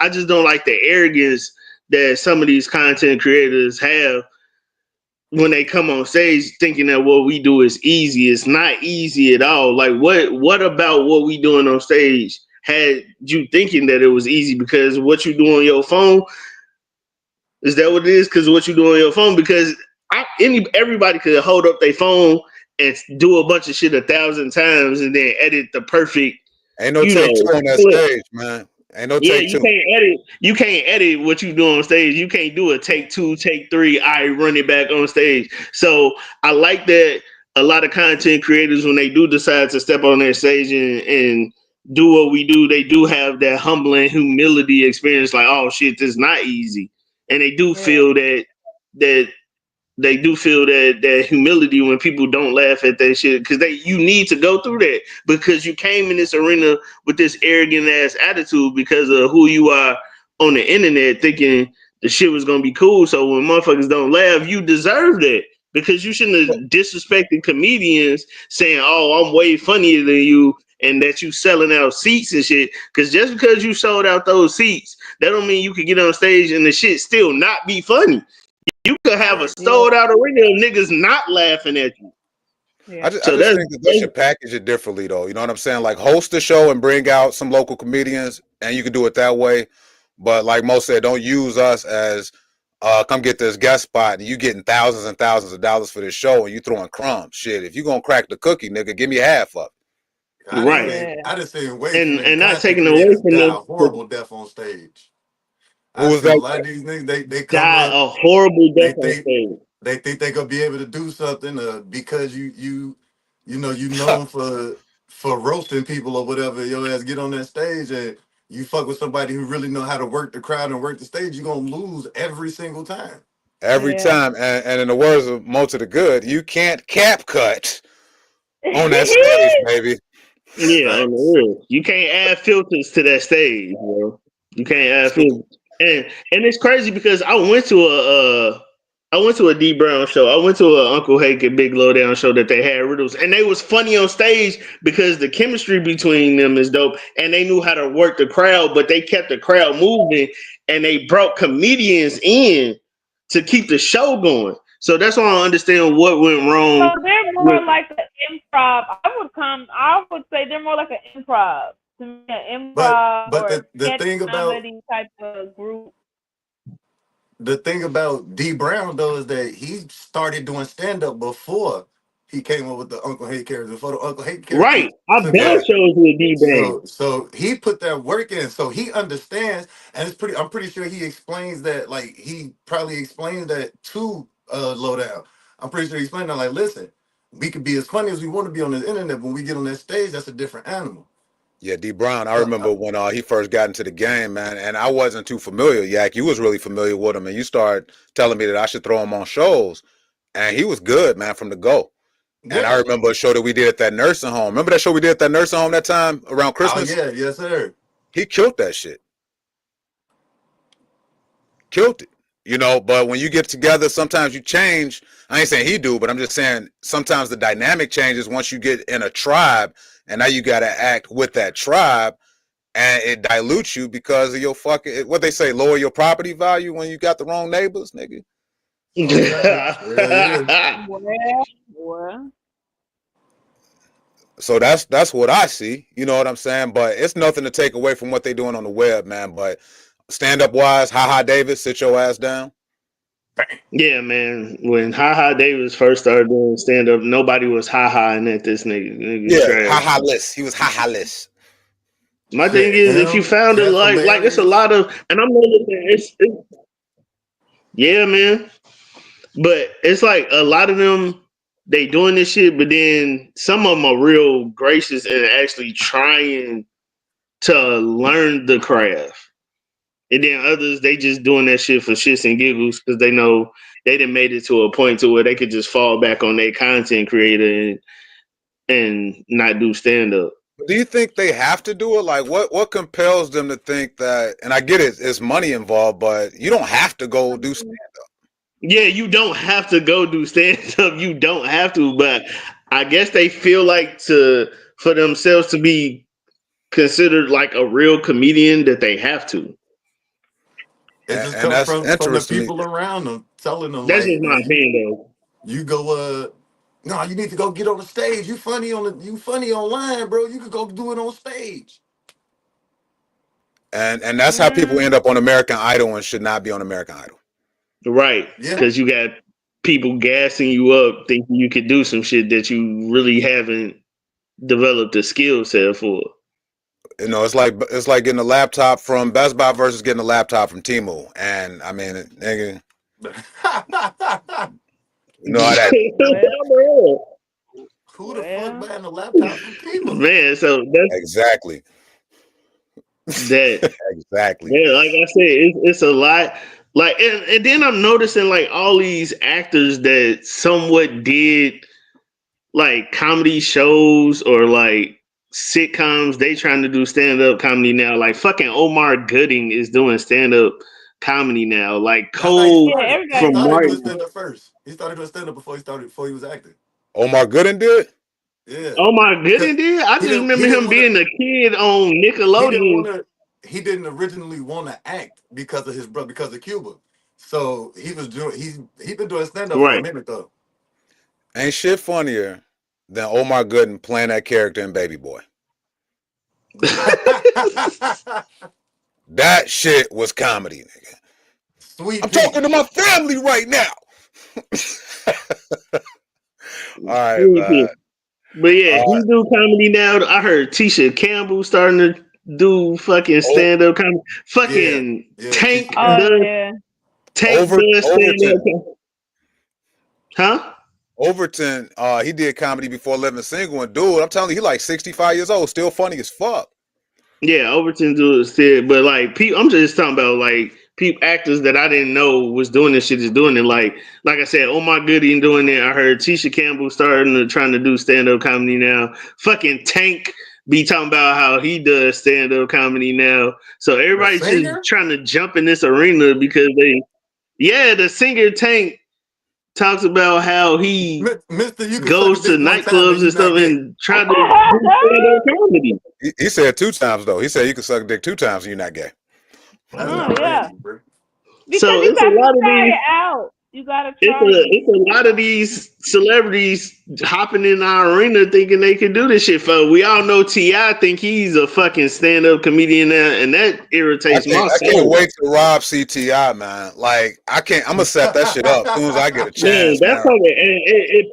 Because it pisses me off because I'm a Ti fan, but like I said, the arrogance he had hopping into the comedy game just made me mad. Like you just thought because you was Ti that you could just hop on stage, which he did because you got a lot of A-list celebrity comedian friends, and they just threw you on these shows and you bombed dramatically when it could have been a real seasoned comedian taking that place, and they gave it to your goofy ass to get up there and talk about use a lot of encyclopedia words to say nothing. Yeah, bro, expeditiously, man. I stopped listening to T.I.'s expeditiously when the great Master P was on that motherfucker. And he was asking Master P questions and answering them for him. Damn. I'm like, you can't be a comedian or a journalist, nigga. And then T.I. had the nerve to say it wasn't no money in comedy, and yeah, it's comedians. My bad, it's comedians out here getting paid every day. Yeah, good comedians get paid. And then he said somehow it was like, oh, ain't no money in this game, player. You know, you have your Kevin Hart, you have your Dave Chappelle's, and then you have myself. Like, you don't even deserve to be in the same conversation with any of these people because you're not funny. What it boils down to is audience. So if you got the draw, use it. You know what I'm saying? Hey, L Boog in the comments, man. He been following the show, man. Rob do not like TIP ass for real. Man, bro, I don't like that aspect, man. I'm a Tip fan, but don't downplay what we do. That's fucked up. Yeah, don't do that. But I just think that as far as comedy goes, audience is very important. Like, as you grow in comedy, you're going to find a niche audience for yourself. The people who went to go see Bill Burr stand up, and let me put this back up on the screen one more time. So if y'all not doing nothing throughout the week, to tap in with Just Niche, tap in with Bill Burr, man. These are two of the hottest stand-up comedy specials in the streaming world right now. They doing it big. But you got to find that audience that found you. Right. You know what I'm saying? So Uncle Hank and Big Lowdown, they got a following, and the audience is going to follow them. So I'm not shading that shit at all. Get that bread. But when you're a comedian, you're going to find out what your demographic audience is. And T.I. didn't get one because that nigga's not a comedian. Exactly. Yeah, what do you think your niche audience is? Who, me? Yeah. Single mothers and niggas on child support. Damn. Nah, if you didn't hear NiNi, she said single mothers and niggas on child support. I think for me, my audience would probably be just people who go through shit. People dealing with shit that they can't talk about out loud. You know what I'm saying? Like, I feel like I give a voice to people who want to say shit that they can't always say out loud. I say it for you because I don't give a fuck. Yeah, I know. I remember we was at a spot in Berwyn. Yak did a show, and we was trying to close a deal with the spot, and Yak told the whole white audience, "Go ahead and say nigga real quick." Remember that night, bro? Wow. Yeah, man, that was one of them way too intoxicated nights. Yeah, but it worked in another place though. This is what I'm saying. Like, it didn't work there, but you went to another place and it worked with a different group of white people. They was laughing at it. They wasn't gonna do it, but they was laughing at it. They was laughing like a motherfucker. Yeah. So that just wasn't that audience that night. NiNi, what do you think your niche audience is right now? I know you're 3 years in the game. I don't know if you got one yet. People who like to sell coochie. People who like to sell coochie, Caucasians who date spicy minorities like Latinos. Spicy minorities is hilarious. And Asians and stuff like that. Who else? I would say niggas who are on the down low usually like me a lot. So yeah. Yikes. Sykes, she talking to you. I mean, she said, okay, Rob, what's your niche audience, man? What you think? I don't know, man. I think my audience, I don't know, because I did all white shows, I did hood shows, I did all Mexican shows. I think Where do you flourish the best though? If you've done all of those different arenas of audiences, which audience do you flourish the best in, and they give you the best exchange?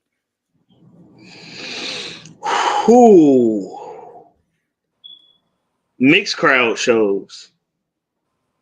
Yeah. I like when white people there. Yeah.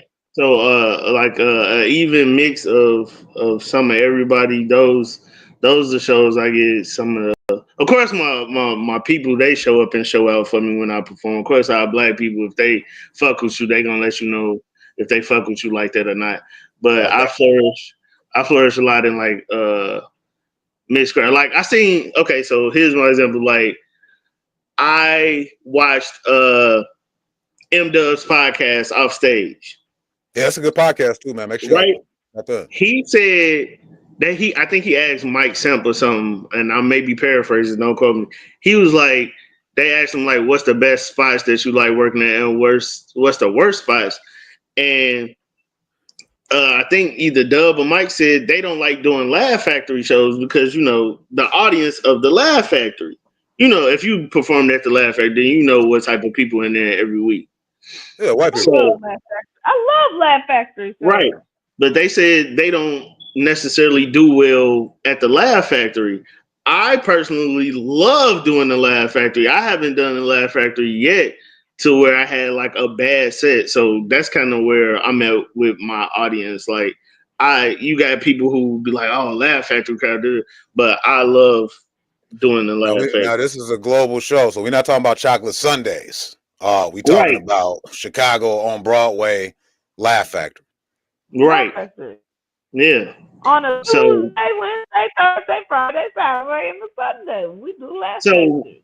So I guess I answered the question without answering the question. That's the best way I could break it down. Because if you know the Laugh Factory and you know the type of demographic and audience that's always there, you know, Monday through Sunday or whatever, and you got people like M Dub who is a fucking beast. M Dub is a beast. And then he says like he can't really rock like a Laugh Factory crowd, or not can't rock it, but he said he don't like doing that show because of the audience. To whereas me, I'm only 7 years in, and I love doing those crowds. I love doing those like the diverse crowds. And I'm not saying M Dubs or Mike Samp. I think they're excellent comedians, but everybody's not a crossover comic either. Facts. You know what I'm saying? I think that one of the benefits that we had, and I'm only going to say this one more time with the Dream Team, is that every single one of us, aside from two of us, were crossover comics. Word. Shout out to Mike Hatchie.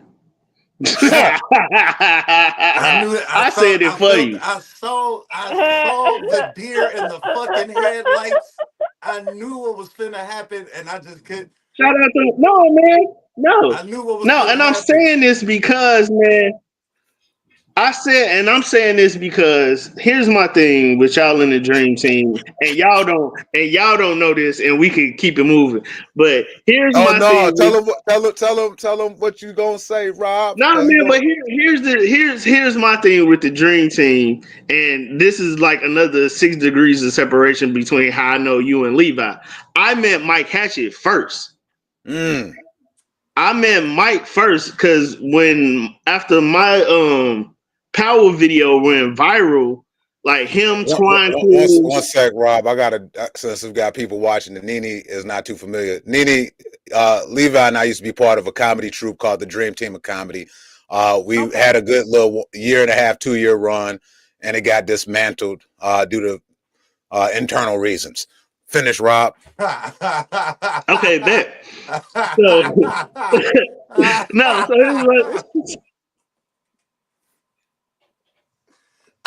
No, man, because my thing is, I'm sorry, my bad, Rob. My bad. I'm going, man. No, I'm finna mute myself. No, man, so my thing is, I met Mike Hatchett first. I met Mike through social media because like my Power reaction video went viral, and I was just in the beginning stages of doing stand-up comedy while I was in Texas. So I had people like him. I don't know if y'all familiar with Twine Cruz and his wife Kim. Yeah, they was real heavy. Yeah, so they was friends with Mike. Yeah, so Twan and Kim used to hit me up on the social media side too. Like, man, you should start doing skits. You should start doing stand-up comedy, blah, blah, blah. So once I really started doing stand-up comedy in Texas before I moved home, I was in tune with Mike. And Mike gave me to this perception that like he was really out here killing in the game, like that he was really out here funny because he would show me clips of Oh like yeah, he was killing. right. Listen, I know he was showing me clips of like him in the car with bro man from the Fifth Floor from the Martin Show. They in the car doing a road trip. He's showing me all this shit, and then I did a bunch of skits with Mike and shit. And but at this point, I never seen him do stand up. Fast forward, I meet Levi. I meet Levi at this comedy competition that Famo was hosting. This is around the time I had just got cool with Teddy or whatever. Me You and just Levi. tuning in. We talking about the Dream Team of Comedy. This is when you first seen Mike Hatchett do stand-up comedy. And ladies and gentlemen, this is what I say. Here comes the cold water. Oh my God. So I meet Levi. I don't know if Leroy remember when we met at that comedy competition that Femo was hosting. I think somewhere in like I don't know where the fuck this hood ass place was, but the shit started super late because they was doing a vendor fucking a vendors showcase. Yeah, You talking about the chips? They was doing like a vendor showcase. I'm sorry, did you say vendors or vintners? Vendors. This nigga talk about so like they was so like it was the shit was all fucked up. So I meet Levi that night because the shit started super late because you got all these independent clothing artists trying to, get rid of their clothes. Anyway, I meet Levi. Levi like, oh yeah, Mike Hatchett, that's my brother. Ooh, ooh.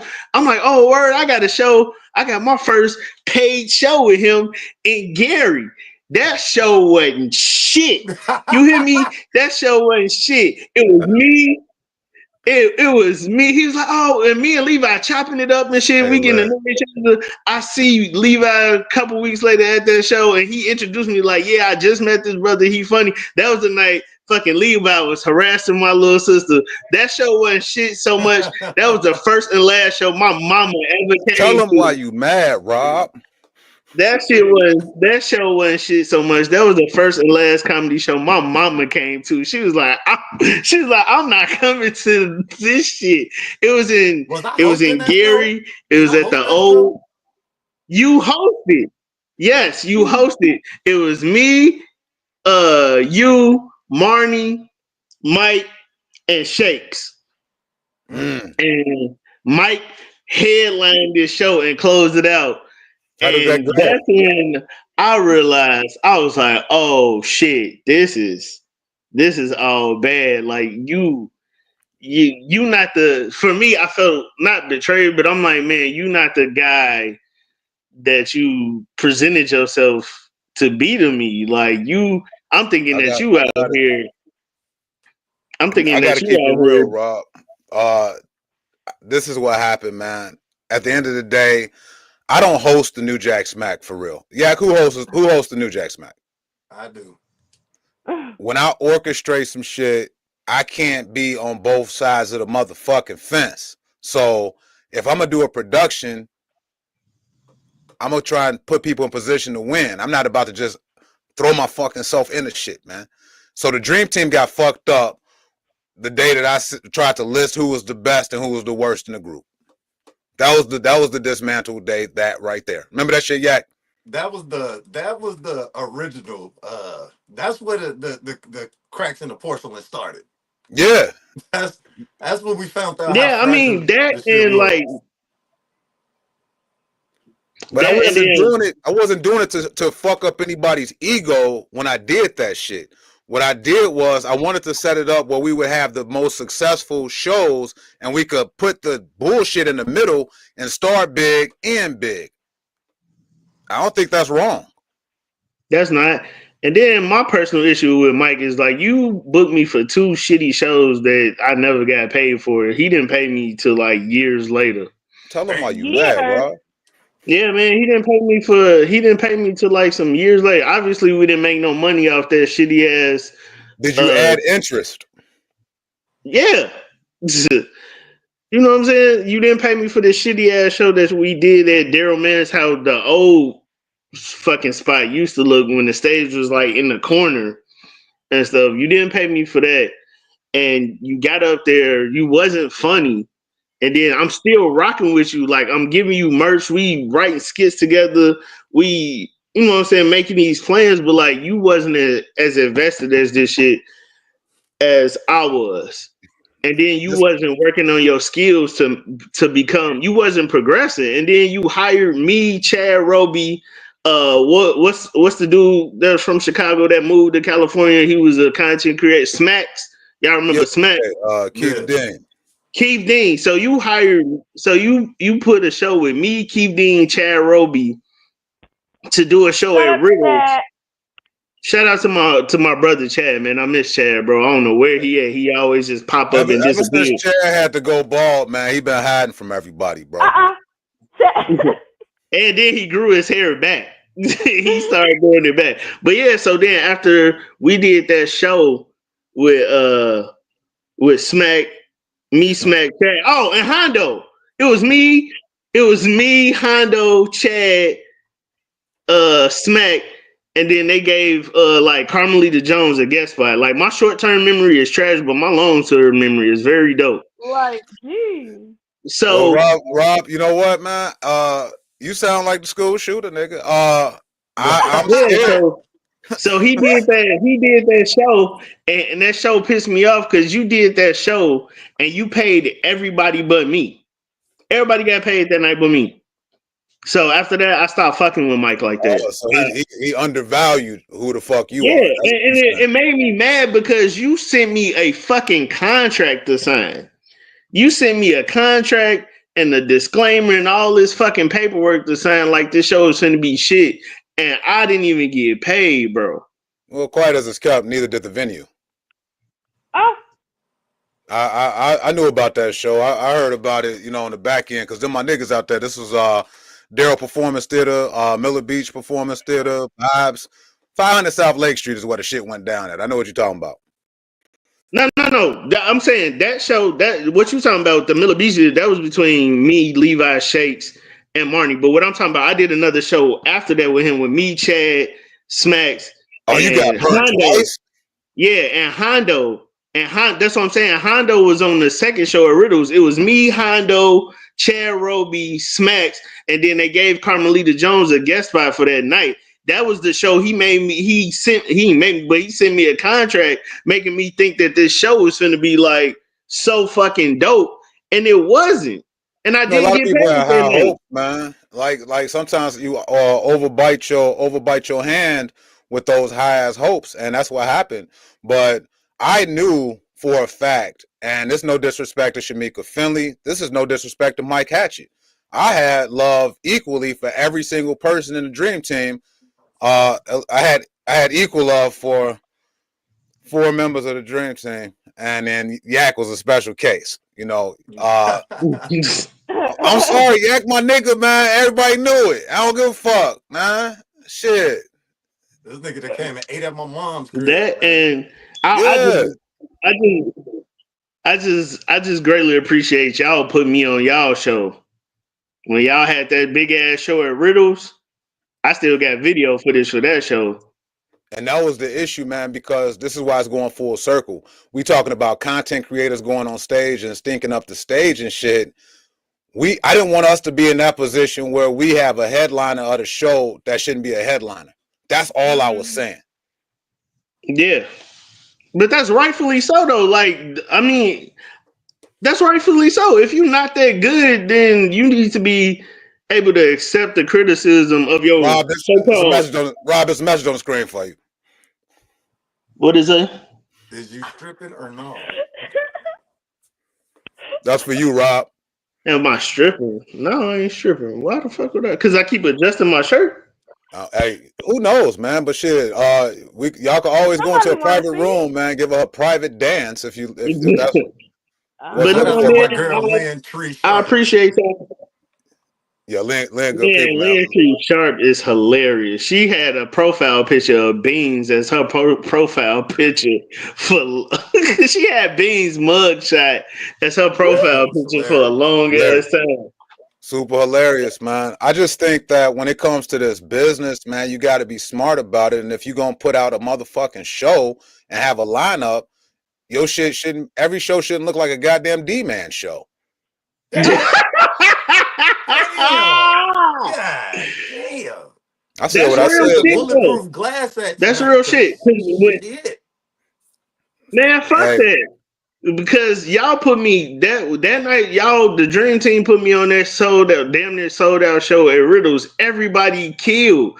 Like Levi came out hosting his ass off. And no disrespect to Shamika, Shamika has the skill. She just be scary a lot of times. Cause I've seen Shamika get on stage and kill, but she killed that night. Levi hosted his ass off. Bobby did his thing. I got up there and did my thing. Candace came. She came up there and did her thing. And then Billy D'Angelo closed out the show on a dope ass note. That's how I remember the show. The show was very successful. and I think that a lot of those shows ended up being successful. And all I was doing was, if we're going to take this shit on the road, let's figure it the fuck out. You know what I'm saying? What are we doing right? What are we doing wrong? And let's keep it moving.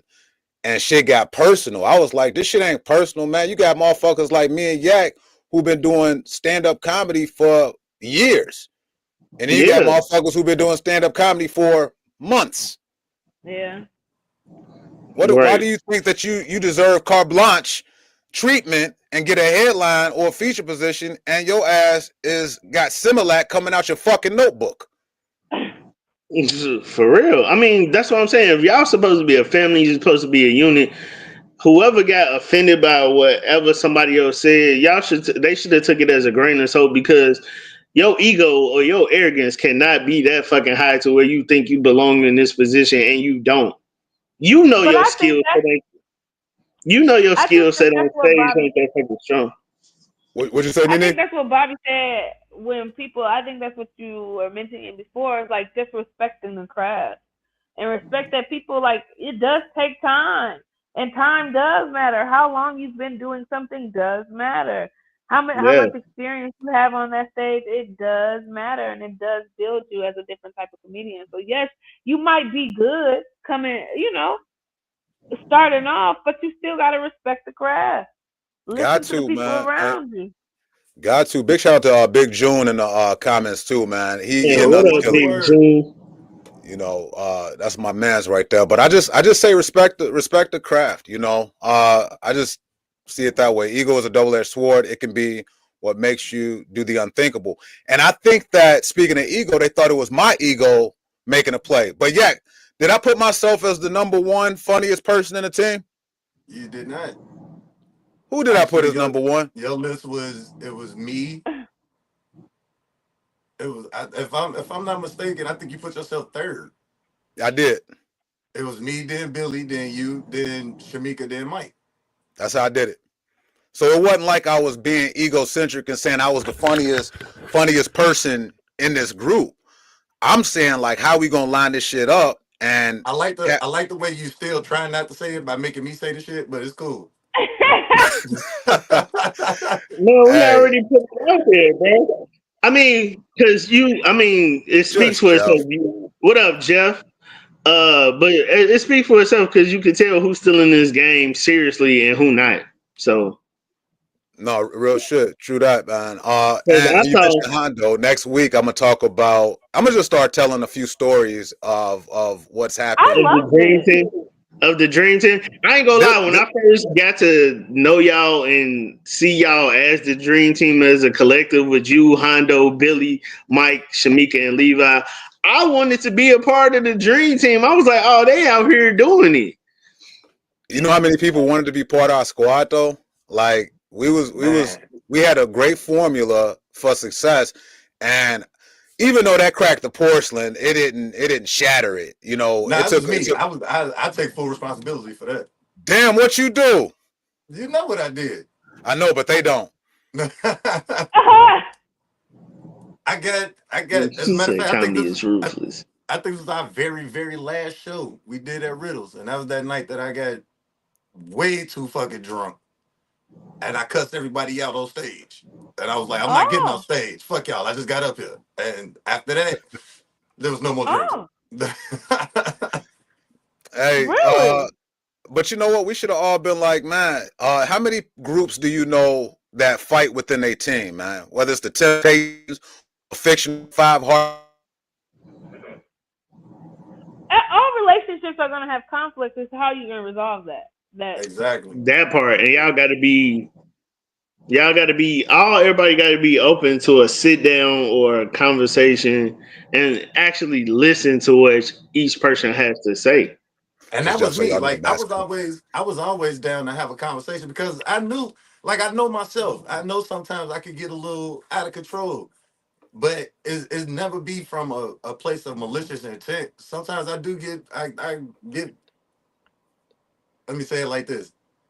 I think all of y'all have been around me in highly intoxicated moments, Me and more than so others. definitely. And so like there were times where I had no control over my alcoholism for real. Like I drink and drink and drink until shit. I'm goddamn standing outside the Star Bar getting ready to fight Billy for no reason. But I'm gonna tell you Right. this, man. Rob, you a veteran. Yak, you a veteran, man. I tip my hat off to that shit. I hate to know what y'all had to see on that side of the world, and that PTSD shit is real. So I tip my hat to y'all, man, for even trying to walk through society like regular motherfuckers. Oh, Yeah. appreciate you, bro. Appreciate it, bro. Real shit, man. Veterans. My dad was a veteran. I knew he was crazy shit. As much liquor as he was putting in that morning coffee. Shit, Yeah. that's a real situation, bro. Yeah. Yeah, real shit. But we about to wrap this up, man. We about 16 minutes over, man. It's been a great conversation. We still got time for one more thing. And this thing is a notion of NiNi's notion. Oh. I hope that she got something for us today. Hold on. Let me do a proper light. Sorry, this Uh-huh. gotta put it up there, man. Thank NiNi, you, thank you, thank stop you. twisting for a goddamn minute. And we want to know what's going on today in your head. Uh-huh. Today in my head. Let me talk to you real quick. NiNi's notions. This is since today. My thoughts may change tomorrow. I need you to take control of your life, right? Take control of your life, take accountability. It is all of your choices. It is what you do that makes your experience of this life what it is, right? So I truly believe that people with shitty attitudes have shitty booty. I truly believe y'all just not wiping right, really. Like, that's my Damn. notion. Like, if you have a shitty attitude, you probably have some shit in your butt. And I would have a shitty attitude too, because shit in your butt makes you itch. And if you're itching and you're walking around itching and you can't scratch that itch, you're going to be short tempered and have a shitty attitude. Get some baby wipes. Make better choices, right? It's not gay if you stick your finger in there and wipe the rim. Get that baby wipe the rim. Most of you niggas got bad attitudes and be bitches because y'all got shit in your butt. Damn. Get your finger on that. Get your finger on that baby wipe and put it and do a swoop of that shoot. And then you see? A My swoop of client that said a shoot. swoop of that shoot. And you will be a much better person. Your domestic violence cases will go down. Thank you, Lynn. Thank you, Lynn. She said I ain't Thank gay, you, but I Lynn. thought about poking it. It's pokeable. Thank you. Hey, real shit though, man. I've been in that situation, man. I've had a shitty attitude when I ain't wipe all the way, and it itch after a while because it start drying up. So I get what you're saying, NiNi. Just get some baby wipes and make some better decisions, yo. Take accountability for your life. And I agree with You Just don't Jeff. gotta Ain't no finger sticking over here, man. what? So you got a little shitty attitude. You just have a shitty attitude. If you want to swoop that shoot, it's always gonna smell like a little mustard down there. Swoop that Damn. shoot. Sir. Not swoop that shoot.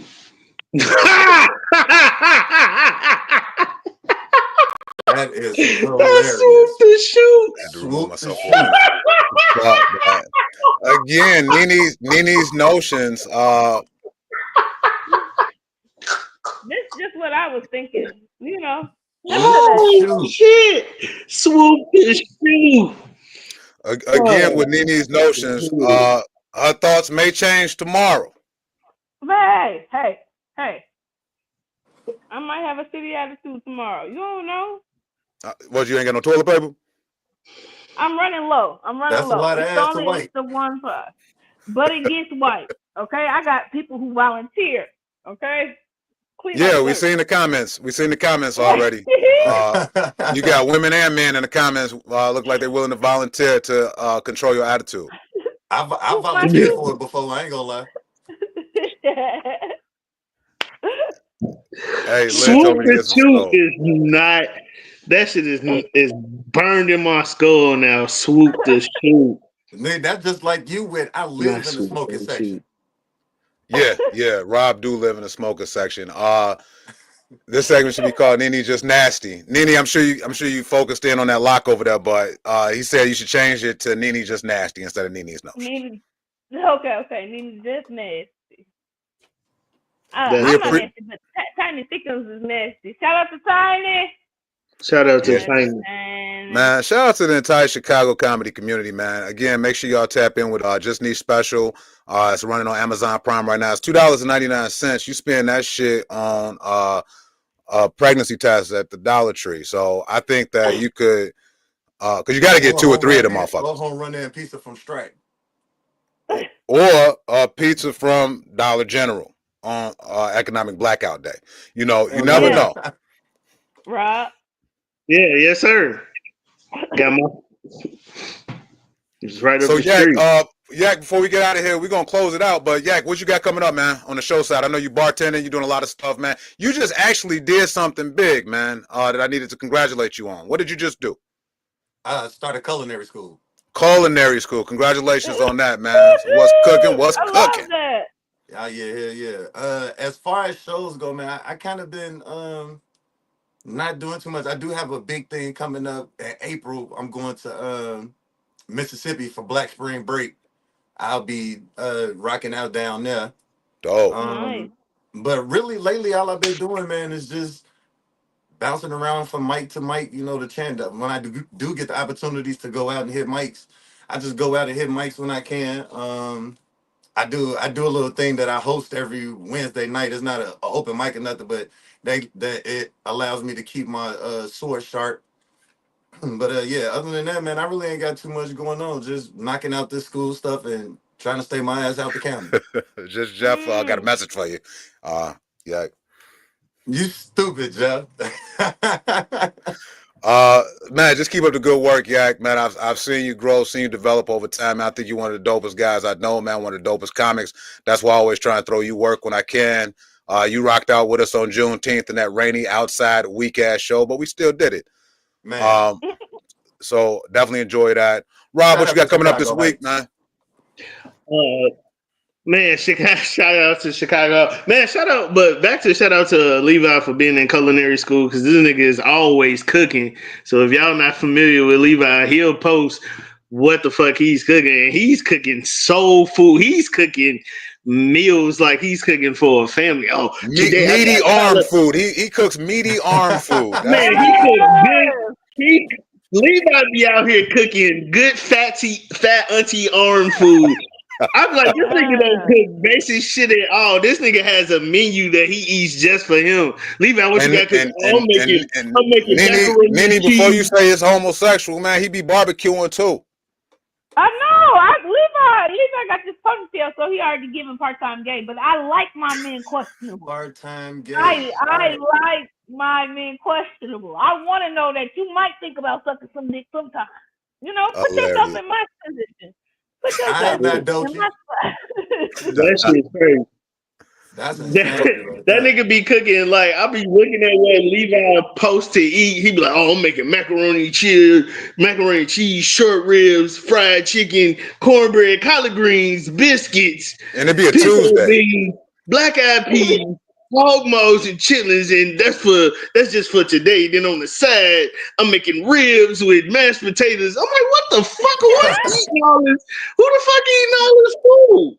I don't even think Jack even eats the leftovers. He just leave that shit in the refrigerator and start over with a new meal the next day. Right. Right. Man, what But left shout over? out Don't be to no Levi leftovers. for being culinary school. But no, I don't have too much coming up.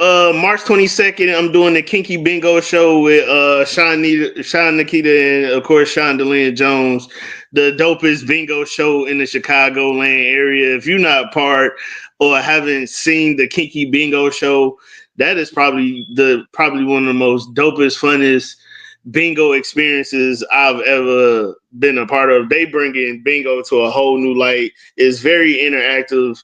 You win games, prizes, and it's a dope ass comedy show. Like, if you don't even come for the comedy show, you can definitely just stay for the dope ass bingo portion Can you of win the money show. playing this bingo, or is it just some bullshit? The Freaky, right? prize, huh? It's freaky. It's a Yeah, freaky it's a game. Oh, nasty. so you win sex toys and shit.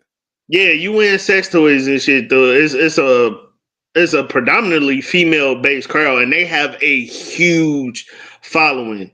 They have a huge I following seen the now. videos, man. I'm gonna go through, man. I'm gonna win, man. But if I win, Man, can I trade in a sex toy for some money? I don't know. You'll have to ask them, but it's a very dope show. They got a huge following. You gonna be entertained from beginning to end because everybody knows Sean DeLeon is a stand-up comedian as well as being the host of the Kinky Bingo show. Both her and her sister, which was created by Where's it her located? sister. Where's it located again? This show coming up on March 22nd is gonna be at Q's Lounge on 84th and Kedzie, where I think that's the same spot where Niche was holding her mic at the Brigade or whatever. Oh yeah, with Yeah, Twan yeah. bartender that and shit. Okay. Yeah. So I think it's Nice. gonna be there on March 22nd. So get into them, get tickets, man. Even if you're not there for the comedy, the bingo part of the show by itself is funny and is dope as hell. So I got that coming up on the 22nd. Of course, on the 23rd, Sunday, my pop's birthday and the Parlay Podcast. So we're gonna have Kaylin Lawrence on for that show. I'm And looking that's forward it. to that interview and for the sit Yeah, in with yeah. us too. Yeah, I'm looking forward to for her sitting in and doing the Q&A too. And that's it that I got for the rest of this month. All next month up until May, I got all the competition shows that I won. Comedians You Should Know. My Best Friends is Black. What's the other one? Fresh Faces of Comedy. And Rob, you so busy, man. We just gonna have to put that shit in the comments. right. So that's all in the future, but as far as this week, that's all I got. Oh, and plus on the Kinky Bingo show, I'm gonna be on there with our leader Hall. So shout out to our leader. Yeah. Shout out to our leader. Yeah, man. I man, love make sure Tuesday, man. Tuesday, big day, man. I got a big ass show. I will be at Markham Courthouse trying to modify my child support case. If y'all can show up to that shit, that'd be great. I would definitely love y'all to pop out for that. That's I need wild, I need all the witness testimony I can get in that motherfucker. For real, man. Bobby out here still paying shout out support, and his son, 25 years old and shit. This shit is crazy. If he in school, you need to. You pay more. I ain't true about that shit, man. As long as they taking care of, man. Trump trying to take away child support and the IRS, nigga. We'll see how that shit work out, man. But NiNi, other than that damn head, what you got coming up, man? Thank y'all for supporting my business and letting me parlay with y'all while I'm barbering and doing lock picks and shit today. I have the American Legion comedy show coming up next Friday. And then this week I will be a guest on I think it's Two Drinks podcast. Oh yeah, Mr. On My Grind, Ken. Yeah, me and Yak and Rob, you did that one too, didn't you? Yeah, man, it's a very dope podcast, man. Them niggas are hilarious. No, ain't nobody funnier than Yak ass driving around doing. What was you doing? Uber, DoorDash that night when you was on that? Man, hell no, I was taking BC ass to Walmart so she could grocery shop. He did the whole podcast in motion. I love it. So NiNi, you say you got the show coming up at the American Legion. You got the two drinks and two fellas and a drink. And you got a guest spot coming up on some other shit too. Make sure y'all follow everybody. All the Instagram handles is in the show. Make sure you follow everybody. Parlay Podcast every motherfucking Sunday night, 8 p.m. Rob, you had something else, or you gonna take us out, man? Because I'm done talking. I'm muting myself. Oh no, man! My thing is, I'm just proud of all of us and where we started and where the future holds for us, man. I'm very proud of. As a matter of fact, I put that in a Facebook group chat on how proud of us I am because the people that's actually out here working and following their dreams are actually out here working and following their dreams and not just saying that shit. They putting that shit in motion. So I'm very proud of myself. I'm very proud of this podcast. And like I said, I'm very proud of us. And going back to our leader Hall, that I'm doing a show with her, and I'm gonna be on her show, my best friend is black. Uh, Comedy show is that I have a picture of like me, her, Shonda, I want to say Shakes. I think you might be in the picture, Bobby, but it's a picture that we took outside of Angels years ago. Shout out to And Marcus we, Shark. yeah, shout out to Marcus Sharp. And we was outside of Angel and we took this picture. And in that moment when we took, yeah, and when we took that picture outside of Angels with our leader, she said in that moment, like, yo, we gonna look back on this picture and talk about like where we are now. Like, yo, we didn't came up and we did this and we did that. And it's prophetic. It's happening. Like from that moment till now, we have all done great things and bigger things since then. So Hey, I'm Baby proud D. of all of us. Hey, we appreciate you, Baby D. Thank you so much. Lil Tree Yeah. say, Lil Tree showed my dreams expensive, and I had to stop sleeping and get my work on. But I appreciate y'all. No, it's all good. I definitely appreciate everybody tuning in, man. Make sure you follow any Chicago comedian. If I have offended anybody during this broadcast today, you shouldn't be so goddamn sensitive. Ha! Word. So for this week, man, leave out a comedian. Thank you so much for stopping by, Yak Dog. I appreciate you, Levi. I Levi, appreciate thank y'all for having me, you. man. This was dope. This was dope. NiNi, I hope you finish that head soon. It is past 10 o'clock, okay? Don't worry about it. Don't worry about this life. All right, so Rob, I'm sure I'm gonna talk to you soon. Make sure y'all follow the Parlay Podcast on all social media platforms because pretty soon we're gonna only have one spot where you can watch this shit at. Make sure you're in the place to be when that shit is going on. I've been Bobby Wright for Rob Mayfield, for NiNi. Mayfield. We out. Peace, y'all. Good night.